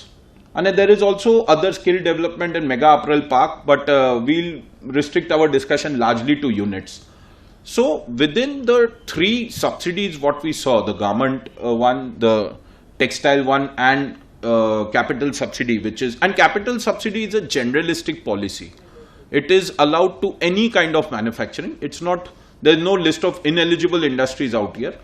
તો ત્યાં તમે જે બી ટાઈપની manufacturing activity કરો છો, you will get that subsidy. So that is something, a choice આપણી પાસે રહેશે to look at that kind of a subsidy. Quickly, I will cover a proposed Mitra scheme also. Though this was a mega investment textile park Mitra scheme which was launched by Nirmala Sitharaman, but this is more from a park and a developer perspective. So intention એ છે કે ઇન્ડિયામાં top class એટલે જે આપણે હમણાં જોઈએ છે south કોરિયામાં કે બાંગ્લાદેશમાં the kind of parks which are coming in textile. So that level of investment needs to come as a ecosystem and you incentivize the developer and the unit will also come over there. The unit ને તમે જે normal state incentives કે બીજી છે તે તમે લઈ શકો છો, but incentivize the developer to bring in common facilities. So though the operational guidelines of this are not out, but this will also be an exciting scheme to look at. As we understand, this will be largely to, I will say, government owned or state bodies which will be able to, obviously with association with trade bodies, but state government will have to be the anchor here. And people, the same kind of policies came for food park also, for pharma also, for electronic cluster also. ને એમાં તમને કહું છું states are actually waiting for these policies to come out to put a proposal. Like at least for this scheme, I am aware Uttar Pradesh and Maharashtra both are in line to put this kind of a scheme document. Obviously, the modalities will be out in some point of time. So that was largely what I, at the limited time, and we will take questions now, but I thought we should cover state incentives. The only messaging what I normally give in state incentives is, so obviously you are not going to, sorry, it's conked off again. So you are not going to claim, rather, you are not going to set up for incentives. But if you have actually set up a factory, don't forget to claim those incentives. So I'll say you are not buying car to claim depreciation, right? But if you have bought a car, please claim the depreciation. So that's what you will have to. You will not buy a car to claim depreciation because that will be something. So the thrust over here is the process is there. It's a lengthy process. You will need to keep applying. All this comes with due dates. આ 3 મહિનામાં apply કરો, આ 6 મહિનામાં apply કરો, આ 1 વર્ષમાં apply કરો. But the money comes at some point of time. So keep the faith, keep the patience, apply કરતા રહો, due date ને follow કરતા રહો, તમને પૈસા આવશે. હા, તમે cash flow માં આ નહીં પકડતા કે હવે આ 6 મહિનામાં આવવા જોઈએ. એ તમે cash flow માં પકડશો તો state incentive will not be a very lucrative topic to look at. But plant લગાડી દીધો છે તો please claim the incentive. So with this limited time what I had, I thought I will cover the state incentive. I'll also give a framework what are other states looking at.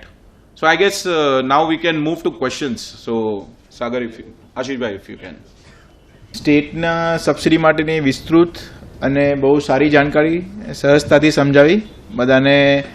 I think એ બહુ સારી રીતે સમજમાં આવી ગયા હશે ને જે નવું એન્ટરપ્રિનર હશે it will need to be helpful to claim the subsidies.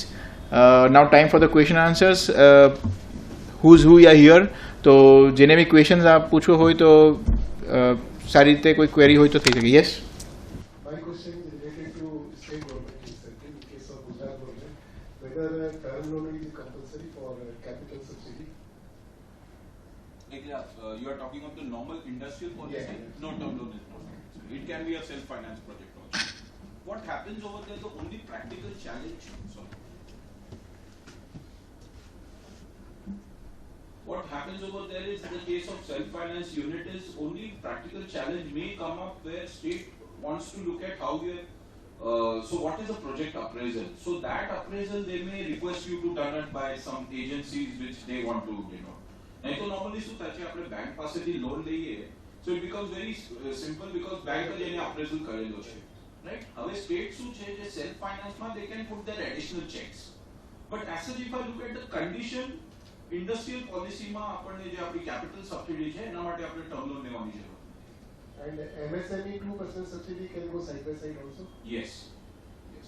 You are talking of MSME, the central subvention, interest subvention? Yes, it can. But it is categorically mentioned in the scheme that this scheme cannot go side by side with any of the scheme. નહીં તો આમાં શું છે આ જે તમે textile પોલિસીના જે interest ને આ બધા જોયા ને તો એમાં બી સ્પેસિફિકલી એ લખેલું છે કે બેઓ ઇન્ટરેસ્ટ તમે ક્લેમ કરી શકો છો but the interest cannot be more than the interest what you have pad.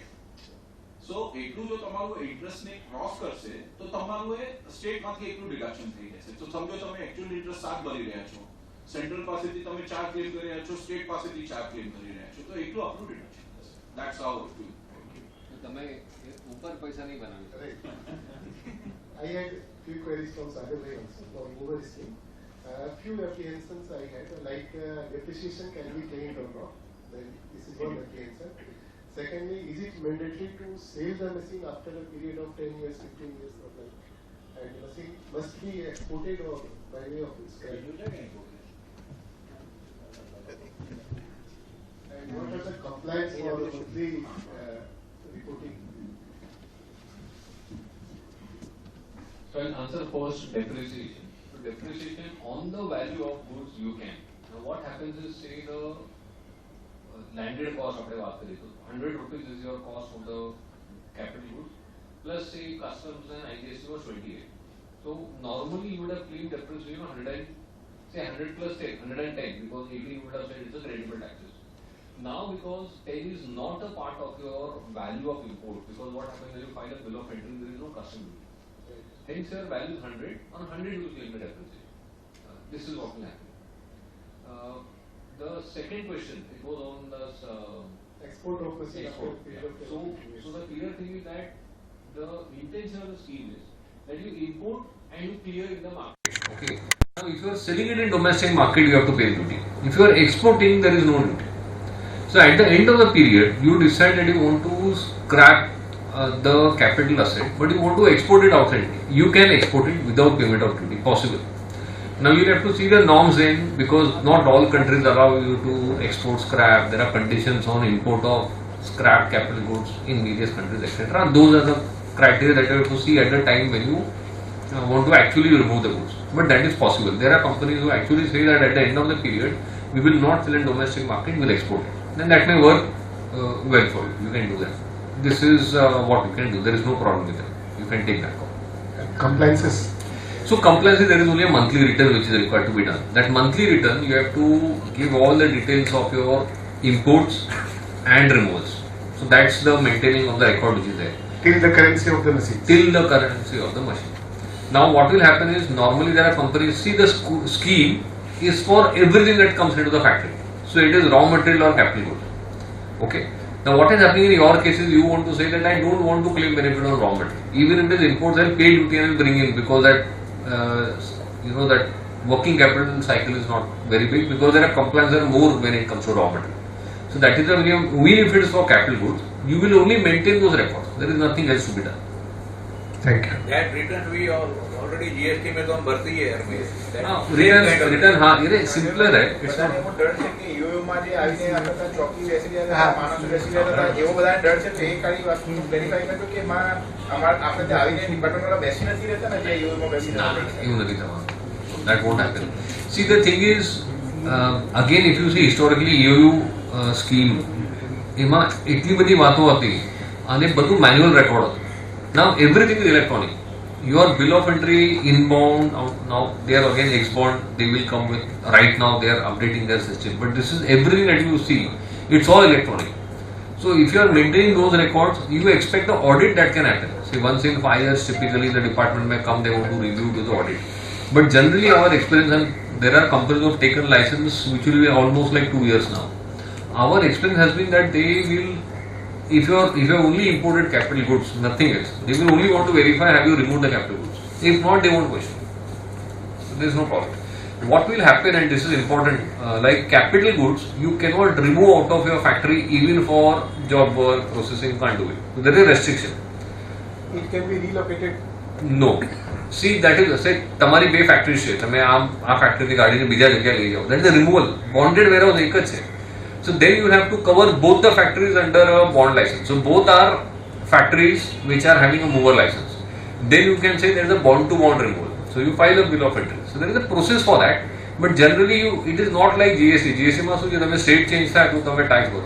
આમાં તમે ફેક્ટરીથી બહાર કાઢો. Your factory is like a country. એવું સમજો કે તમે આ countryથી બહાર કાઢો તો it is going outside the country and hence there is a duty. Whether you are selling, doing, whatever it is. So if the premises is rented or leased, so lease it for 6 years or like 7 years, and after completion of 7 years the premises is changed. તો તમે શું કરો, નવી premise તમે લેશો તો એને પહેલા બોન્ડ નીચે તમે રજીસ્ટર કરવાનું. You get that as a mover. Before the end of the lease period, you actually do a bond to bond transfer of the machine. That's what you can do. You can plan that. Even if the part of machine is exported after the tenure, does it suffice the purpose? Yeah. So you have to see what happens is you actually file a shipping bill on exports. Okay, so what happens is you are actually doing an export of that machine. So the way the law is, you are importing. If that imported asset is used for whatever purpose and it is cleared in the domestic market, then a duty paid. If you are going to export, you are saying that the imported asset has been used for export. This is what it is. So there is no problem.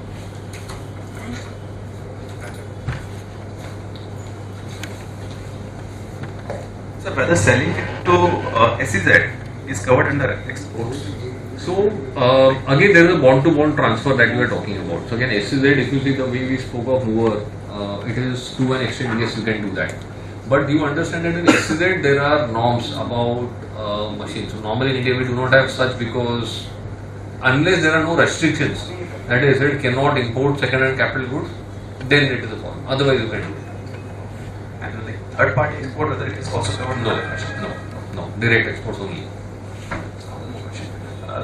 Say I have taken the license for 20 machines, out of which after around 5 years I want 10 machines to be, I don't want to utilize the benefit of this scheme and I want to pay the duty on the 10 machines. In remaining 10 machines on the same bonded warehouse, I want to avail the benefits of our scheme, whether it is available. No, but benefit you have already availed, right, at the time of imports. Like after 10 years I want to pay the duties. So pay the duty for what? You are saying- Only the 10 machines. So the 10 machines, you are removing those capital goods. See, right? If I don't want to remove, but I want to pay that. And But why would you want to do that? Like whether I would be able to use the credit, GST credit.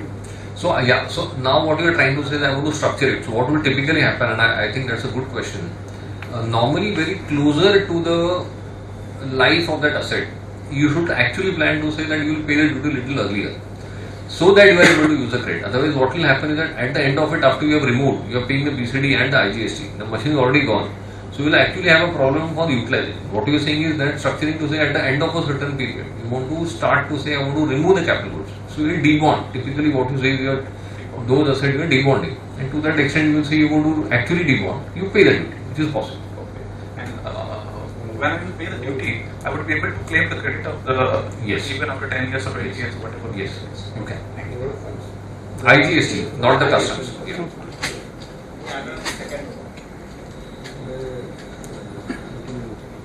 Import say second-hand weaving machines, we can apply in mover scheme. Yes, you can. Mover it is allowed. If we are importing raw material and we have existing machinery, then also we can go for a mover scheme. Sorry, sir, come We again. have existing machinery, existing factory, and we want to plan import of raw material. Yes. Then also mover scheme Yes. we can avail. Yes, you can. So if- See, the scheme is for both. It is for you that you are deciding you want to claim it or not. So I think, in fact, if you see the real intention of the scheme, if you are doing both for raw material and capital goods, the benefit is far more higher.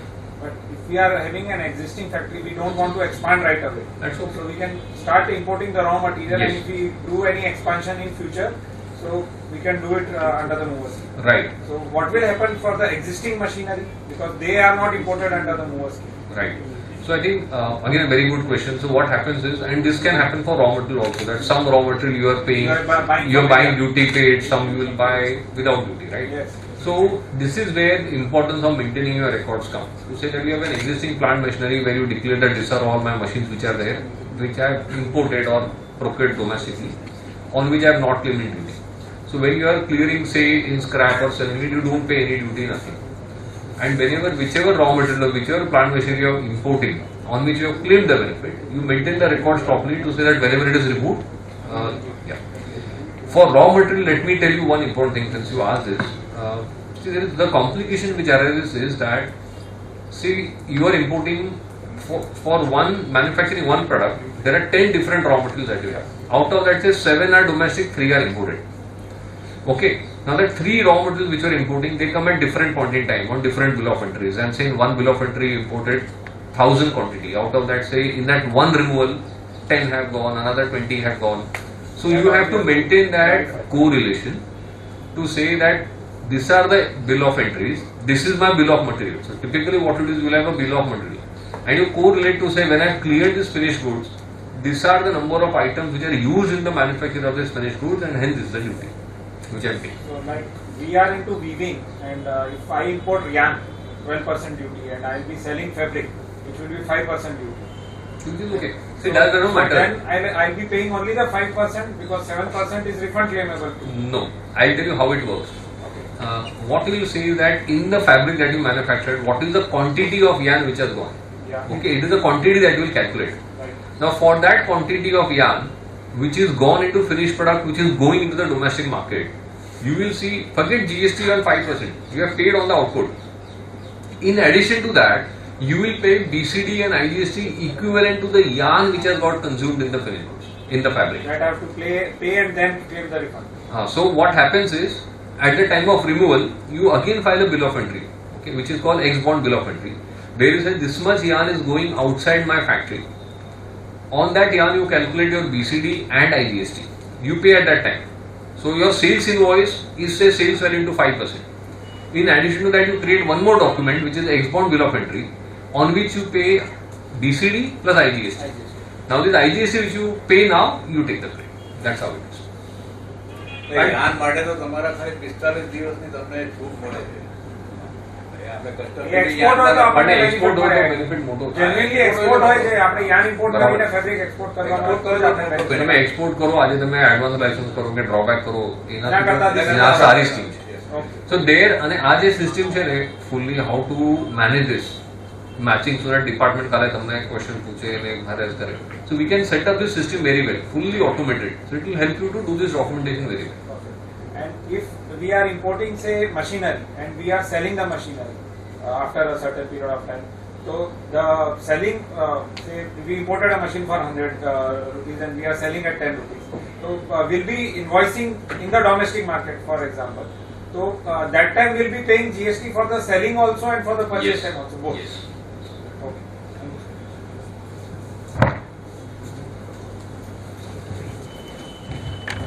Mover scheme. So I'll tell you, there were always public bonded traded warehouse, okay, but I'll tell you honestly that pure trading, the benefit, if you see, it can be done. So my answer to that is yes, you can do it, but the benefit which is there is very limited in that manner. So unless you feel that, when are people going for that, is that say you're importing for the purpose of exports, like the free trade warehousing loans which were there, then that benefit is reasonable. Otherwise the benefit is not really much. That's what it is. So that is why for trading people don't really go for it. if we are taking the benefit of PLI both together, so PLI is 100 crore investment करो. हमें 100 crore investment करो, which wherein the duty component is 18 plus say 25% the duty component. So 100 crore investment करूँ तो most benefit not to would it be considered as I am paying 75 and investing 100. So whether it will be considered as 100 or 75. So I'll tell you the PLI scheme, and this is the question for any PLI scheme.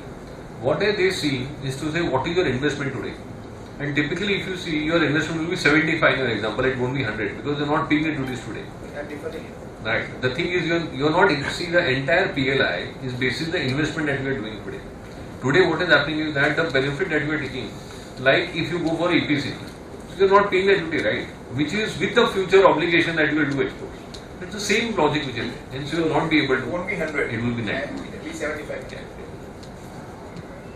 Sir આમાં જે record electronic રાખવાની વાત છે બરાબર. એ આપની accounting system સાથે કેવી રીતે મેચિંગ કરીને જે રીતે રાખવાનું છે electronic record how the department will see the electronic record every entry done by me online so how to be maintain તો ધેટ એમાં છે ને જો જીએસટી આવ્યું ને તો ઘણી બધી વાતો ઓટોમેટિકલી ઇલેક્ટ્રોનિક થઈ ગઈ છે તમારી પણ બરાબર પરચેસ રજિસ્ટર સેલ્સ રજિસ્ટર અને તમે ડેટા એક્સટ્રેક્ટ કરો છો તમારી જે પણ ERP હોય ટેલી હોય કઈ પણ સિસ્ટમ હોય તમારી હોમમેડ કસ્ટમાઇઝ ERP હોય ફાઇનલી તમે શું કરો છો તમે ડેટા ERP માંથી લઈને એના એક પર્ટિક્યુલર ફોર્મેટમાં કરીને એ સિસ્ટમમાં પુશ કરો એ સિસ્ટમ તમે બરાબર કરો and this is what I am saying on automation like your question especially bill of entry અને bill of material for example capital good કે રો મટીરિયલ તમે કઈ પણ સ્કીમ લો એડવાન્સ લાયસન્સ લો ઓલ ઇન્ડસ્ટ્રીયલ ડ્રોબેક માટે if you are able to correlate this આ બંને તમારા ડેટા સિસ્ટમના ડેટામાંથી કસ્ટમ્સનું તમે જોશો તો આઈસીએસ આઈસગેટ ઓર જીએસટી એના બધા પોર્ટલ છે ત્યાંથી ડેટા તમે ફેચ કરો તમારા સિસ્ટમ તમે ડેટા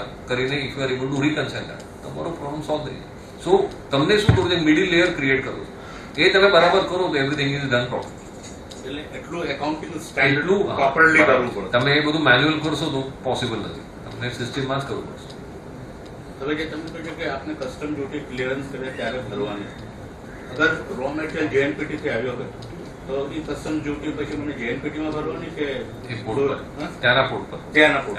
એટલે સપોઝ કરો કે જેએનપીટી થી કોઈ રો મટીરિયલ ક્લિયર થયો, દિલ્હીની પાર્ટી હોય તો દર મહિને શું પણ જેએનપીટી? તમને એવું નથી કરવું. સી, તમે ગુડ્સ રિમૂવ આ બોન્ડેડ વેરહાઉસથી કરો, બરાબર છે. સો બેસિકલી શું થાય કે this is your bonded warehouse, this is the jurisdiction of your warehouse. તમે શું કરો છો, આથી ખાલી બિલ ઓફ એન્ટ્રી ફાઇલ કરો છો. આમ બધું સિસ્ટમ પણ ઇલેક્ટ્રોનિક, ટોટલી ઇલેક્ટ્રોનિક. એટલે જેવી રીતે આઈસગેટ પર તમે બિલ ઓફ એન્ટ્રી ફાઇલ કરો, ઇટ ઇઝ હેપનિંગ સિમિલર. તો એમાં એવું કંઈ તમને કોમ્પ્લિકેશન નથી કે તમે ત્યાં જઈને કરો છો. એની સીએચએ એવી રીતે પણ બધું તમારું કામ કરી દે. અને મશીન હોય, કેપિટલ ગુડ હોય, it's going to be once in a while. Raw material તમે રેગ્યુલર કરો, એમાં એટલું કંઈ કોમ્પ્લિકેશન નથી. No client are managing it easily.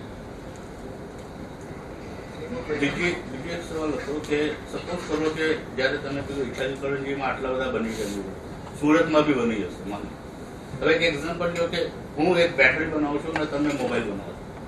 હું બેટરી બનાવું છું એમાં 50% ઇમ્પોર્ટેડ મટીરિયલ મારું આવે છે. બેટરી બની છે 50% ઇન્ડિજિનિયસ, એ મેં તમને આપી દીધું મોબાઈલમાં. તમે બી મૂવરમાં છો, તમારું બી 50% મટીરિયલ ઇમ્પોર્ટેડ છે, 50% ઇન્ડિજિનિયસ. તમે મોબાઈલ ઇન્ડિયામાં ક્લિયર કરો તો મારી જે 50% ઇમ્પોર્ટેડ મટીરિયલ લાગ્યું હતું જે ડિફર થઈ ગયું તમારામાં, whether you will pay my liability or you have not to pay that liability. So your duty to payment becomes my responsibility because I am removing it in the domestic market. તો જ્યારે આ બધું છે ને costing છે, between you and મી જ્યારે final થશે, at that time what is the duty save, this what current શું થાય છે, તમે જ્યારે ક્લિયર કરો, મને સેલ્સ ઇન્વોઇસ કરો, ત્યારે બિલ ઓફ એન્ટ્રી પણ ફાઇલ કરો તમે એ માટે. સો ઇટ ઇઝ ઇમ્પોર્ટન્ટ કે આ કોસ્ટિંગનું બધું જે કેલ્ક્યુલેશન છે એ વખતે થાય. એટલે તમે જ્યારે મોબાઈલ ક્લિયર કરશો તો ત્યારે મારું તમારી as well as your input imported material બે કન્સિડર કરીને એમાં કસ્ટમ ડ્યુટી. તો આ જે કોમ્પ્લિકેશન છે ને, this is already come out in some of our clients, જ્યાં મલ્ટિપલ લેવલ છે. અને તમે એક્ઝામ્પલ આપ્યું બે જુદા કંપનીનો. I am talking of a company where same કંપનીમાં ફર્સ્ટ પ્રોસેસ એક પ્લાન્ટ પર થાય અને બીજો બી પ્લાન્ટમાં થાય, એટલે બંને કવર છે, પછી ત્યારે થાય. તો what you are normally doing to say A અને બી, આ વચ્ચે તમે ક્લિયર કરો. If you are paying the duty and doing, then your entire further complication avoided. જો કમર્શિયલી પણ એવું છે, તમે મને બેટરી આપો તમારા એક્ઝામ્પલમાં, તો હું કહીશ કે તમારી ડ્યુટી છે you pay off your obligation. So I am not going to take your obligation because તમને તમારો warehouse to warehouse transfer, warehouse to warehouse છે, પણ મારી કોસ્ટ છે ને ફાઇનલી. સો તમારી ડ્યુટી હું ભરું, which I don't want to do. નહીં તો કમર્શિયલી આઈ એગ્રી કે તમે એટલું ડિસ્કાઉન્ટ આપો મને તો હું આગળ વધીશ. તો વેરહાઉસ ટુ વેરહાઉસ ટ્રાન્સફરમાં તો ઓપ્શન છે કે હું ડ્યુટી ભરીને ટ્રાન્સફર. તમે રો મટીરિયલ ઇમ્પોર્ટ કરો, તમે ડ્યુટીનું એક્ઝમ્પશન નહીં લેતા, same. So when I import I say I am going to import duty paid. તો અગર હું મૂવરમાં જાઉં અને રો મટીરિયલ ઇમ્પોર્ટ કરું તો પાર્શિયલી જેમાં ભરવું હોય તો એમાં ભરું, જેમાં ન ભરવું this all options R available. કે એકવાર રજીસ્ટર્ડ થઈ ગઈ કંપની પોર્ટમાં તો જે બી મટીરિયલ ક્લિયર થશે એ બધું. ના, એવું નથી. તમે બિલ ઓફ એન્ટ્રી કેવી રીતે ફાઇલ કરો? Bill of entry for home consumption or bill of entry for warehousing, there are two different bill of entry. તમે જ્યારે રો મટીરિયલ ઇમ્પોર્ટ કરો અને તમે પોર્ટ પર bill of entry for home consumption file કરો અને ત્યારે ડ્યુટી લાગવાની છે, તમે ક્લિયર કરો તમારા જગ્યાએ, અને વેરહાઉસિંગ નહીં કરો તો ન લાગે. Parallelly option You can.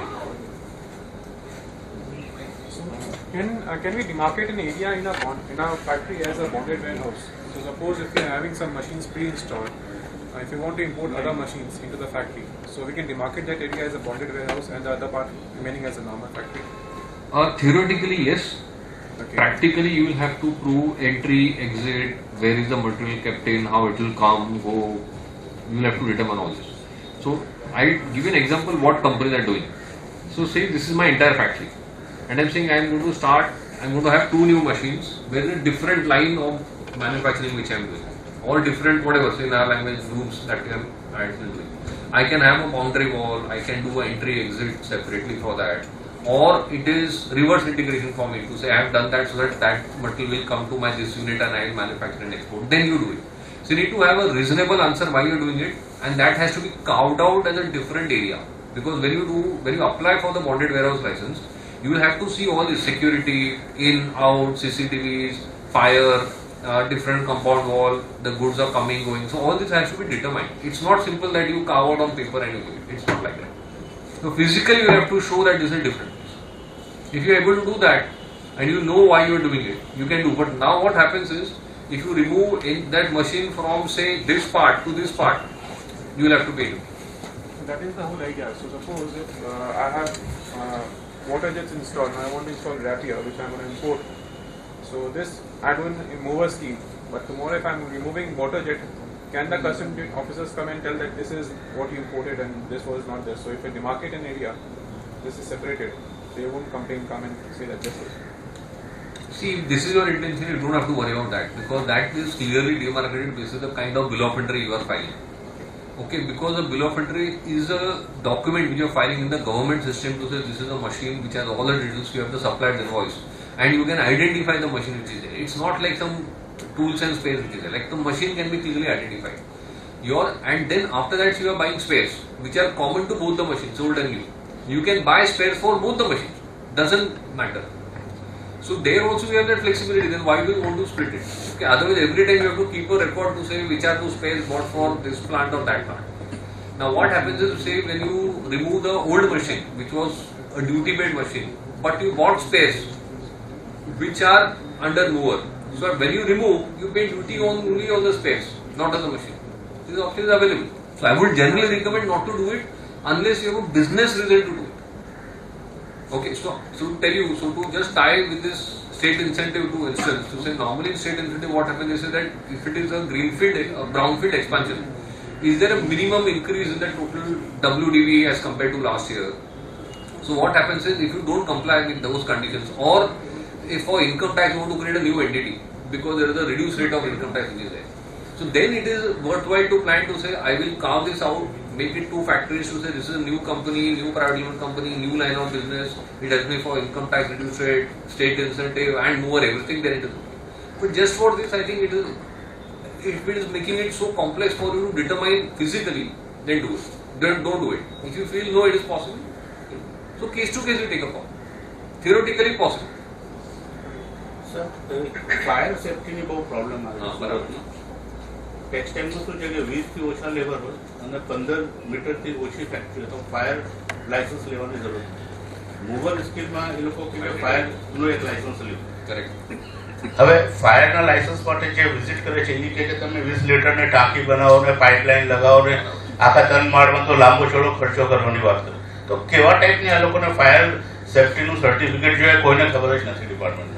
But that is not a mandatory thing. See, what they want, I'll tell you. And if this is an issue, we'll represent. Okay. Surat ma ho to. Yeah, there is a Surat in Surat. So I'll tell you what happens. Many times the commissioner also do not know what. So the norms are that you need to have fire safety protocols. Okay, this is what it is. That how are you securing your premises? Okay. બરાબર છે. I was telling in the morning to say અમે જામનગરમાં એક case કરી છે જ્યાં only piece of land, compound wall done, factory is to be set up, and he said amara શું છે protocol કઈ નથી, why should we give you, and a machine was coming in. We said that we are going to do this in future and this is our plan, and basis that this is enough for us, we have all ISO certification, everything done, basis which we are able to tell you that this is enough. If you have to present and it's okay, and ન સાંભળે, we'll meet the custom commissioner, we'll go and talk to the board. If this is a practical problem, yeah, don't worry. હવે ઇચલ કરંજમાં તો થઈ ગયો ને, same છે ને industry, ત્યાં તો એક બિલ્ડિંગમાં 2 લોકો જ લીધા છે લાયસન્સ. અહીંયા તો શું છે બિલ્ડિંગ અંડર કન્સ્ટ્રક્શન હોય છે ને, હા તો બરાબર છે, તો વેરિફિકેશન કરીને બી નથી આપતા કેમ કે બિલ્ડિંગ બની જાય પછી ફાયર તમને મને તો કેટલો ટાઈમ લાગે. તમે ચિંતા નહીં કરતા, કારણ હું તમને કેમ કીધું ઓપન લેન્ડ પર લીધું છે અમે ગુજરાતમાં, તમે શું કામ ચિંતા કરો છો. આપણે અને અમે એ થયા પછી CBIC ના FAQ છે કે if it is a factory under construction, then what are the protocols, what are the things to be given, what are the declaration, they have already issued that, so we'll go and talk to them. Okay. અમારા અન્વેષભાઈ બેસે છે ગુજરાતમાં, અહીંયા અમદાવાદનું છે, બધું એ જ કરે, તમે એને પકડી લો. કેમ કે અહીંયા બિલ્ડિંગ કન્સ્ટ્રક્શન પૂરું થઈ જાય અને ફાયર સેફટી થઈ ગયા પછી સર્ટિફિકેટ અહીંયાથી અમદાવાદ, તમારે તો અમદાવાદ સુરતથી રિકોમેન્ડેશન અમદાવાદ જાય પછી લાયસન્સ ઇશ્યુ થાય. અહીંયા બધા મશીન આવે, નો પ્રોબ્લેમ. સો આ પ્રેક્ટિકલ પ્રોબ્લેમ હશે ને સુરતના, so we will list out. Okay, કારણ તમે લોકોએ જ કર્યું છે, અને we will, I am sure we will get it because we have experience so many places.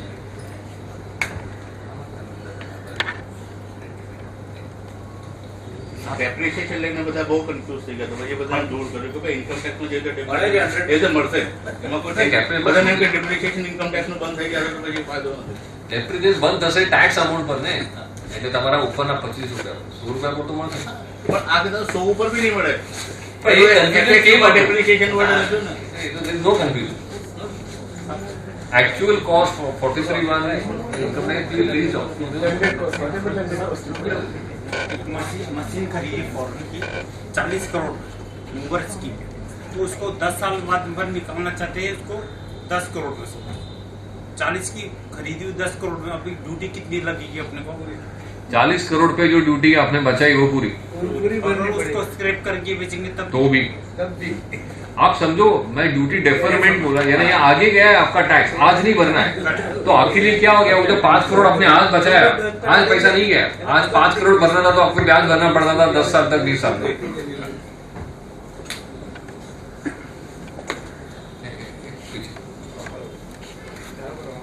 Sir, if I am importing fabrics for the purpose of export. Oh, sorry, what do you? If I am importing fabrics, not yarn capital goods, fabrics import किया, उससे हम लोग ने export किया, तो ये case में क्या मोर स्कीम किस तरीके से यूज हो सकता है? So fabric to apparel आपका प्रोसेस है, राइट? नहीं, मुझे अपरेल नहीं बनाना, सीधा फैब्रिक लेना है और उसी को सीधा ट्रेड करना है. फैब्रिक टू फैब्रिक ट्रेड करोगे आप? हाँ. Is it possible? ये मोर स्कीम अगर मैं पॉसिबल है, बट आपका बेनिफिट क्या है? देखो बहुत लिमिटेड बेनिफिट है in terms of that. See, you had both the options which is there. So normally yes, fabric import करके आप export कर रहे हो. So people use this scheme because here I am not paying any import duty. तो trading करते हो तो आपको कोई भी export related benefit नहीं मिलता है. Here it is like a bonded warehouse where you are importing the material, keeping it for the purpose of clearing. ये possible है. Yes. ये उनका question था, वही मैं बोल रहा हूँ कि trading people use it only for the purpose of mover they use for trading. It is possible. तो उसका अलग प्रोसीजर है थोड़ा, where this mover specifically if you are talking about is a manufacturing other operation which include packaging, but trading के लिए bonded warehouse कर सकते हैं? Answer is yes. उसका प्रोसेस थोड़ा अलग है, but we can do it.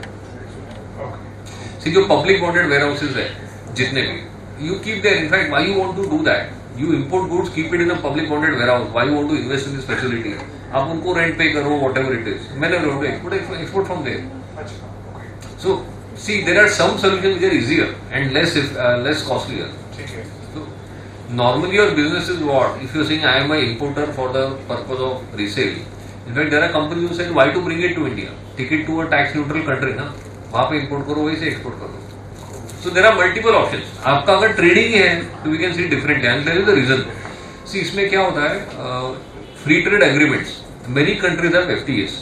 If you import to India, से आपने कोरिया से इंडिया import किया, इंडिया कोरिया का फ्री ट्रेड एग्रीमेंट है. Okay, in some of the textiles also you may get a reduced rate of duty.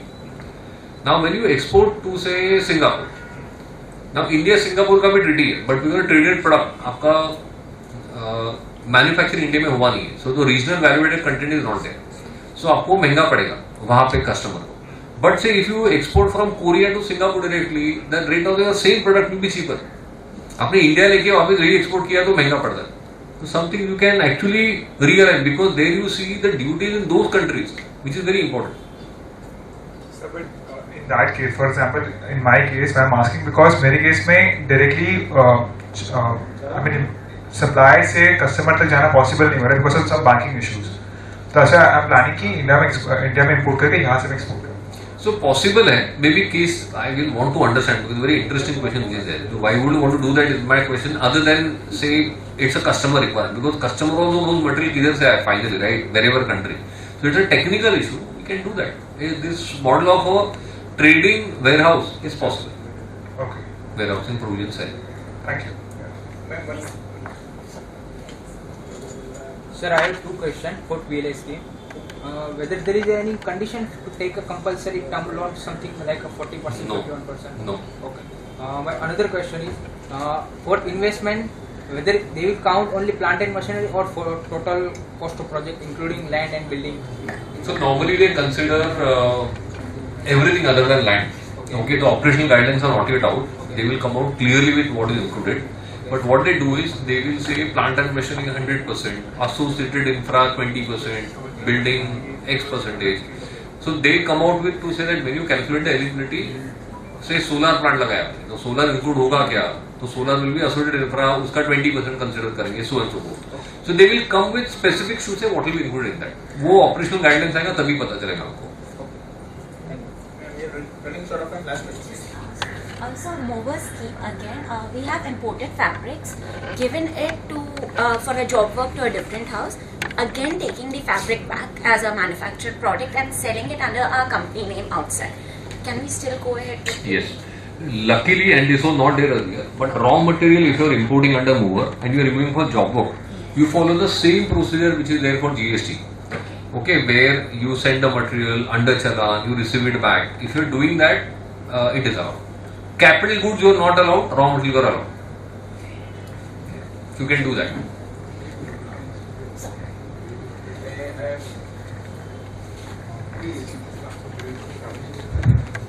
2019માં 4 machine import કરેલા છે EPCG licence સાથે. તો એ જ કંપનીમાં 8 મશીન નવા આવવાના છે, તો એમાં મૂવર સ્કીમમાં થઈ શકે?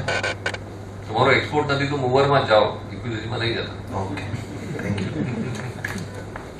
Existing machines cannot be changed to the mower. No. And EPCG you will have to fulfill your obligation. In fact, how it will help in say 4 and 8.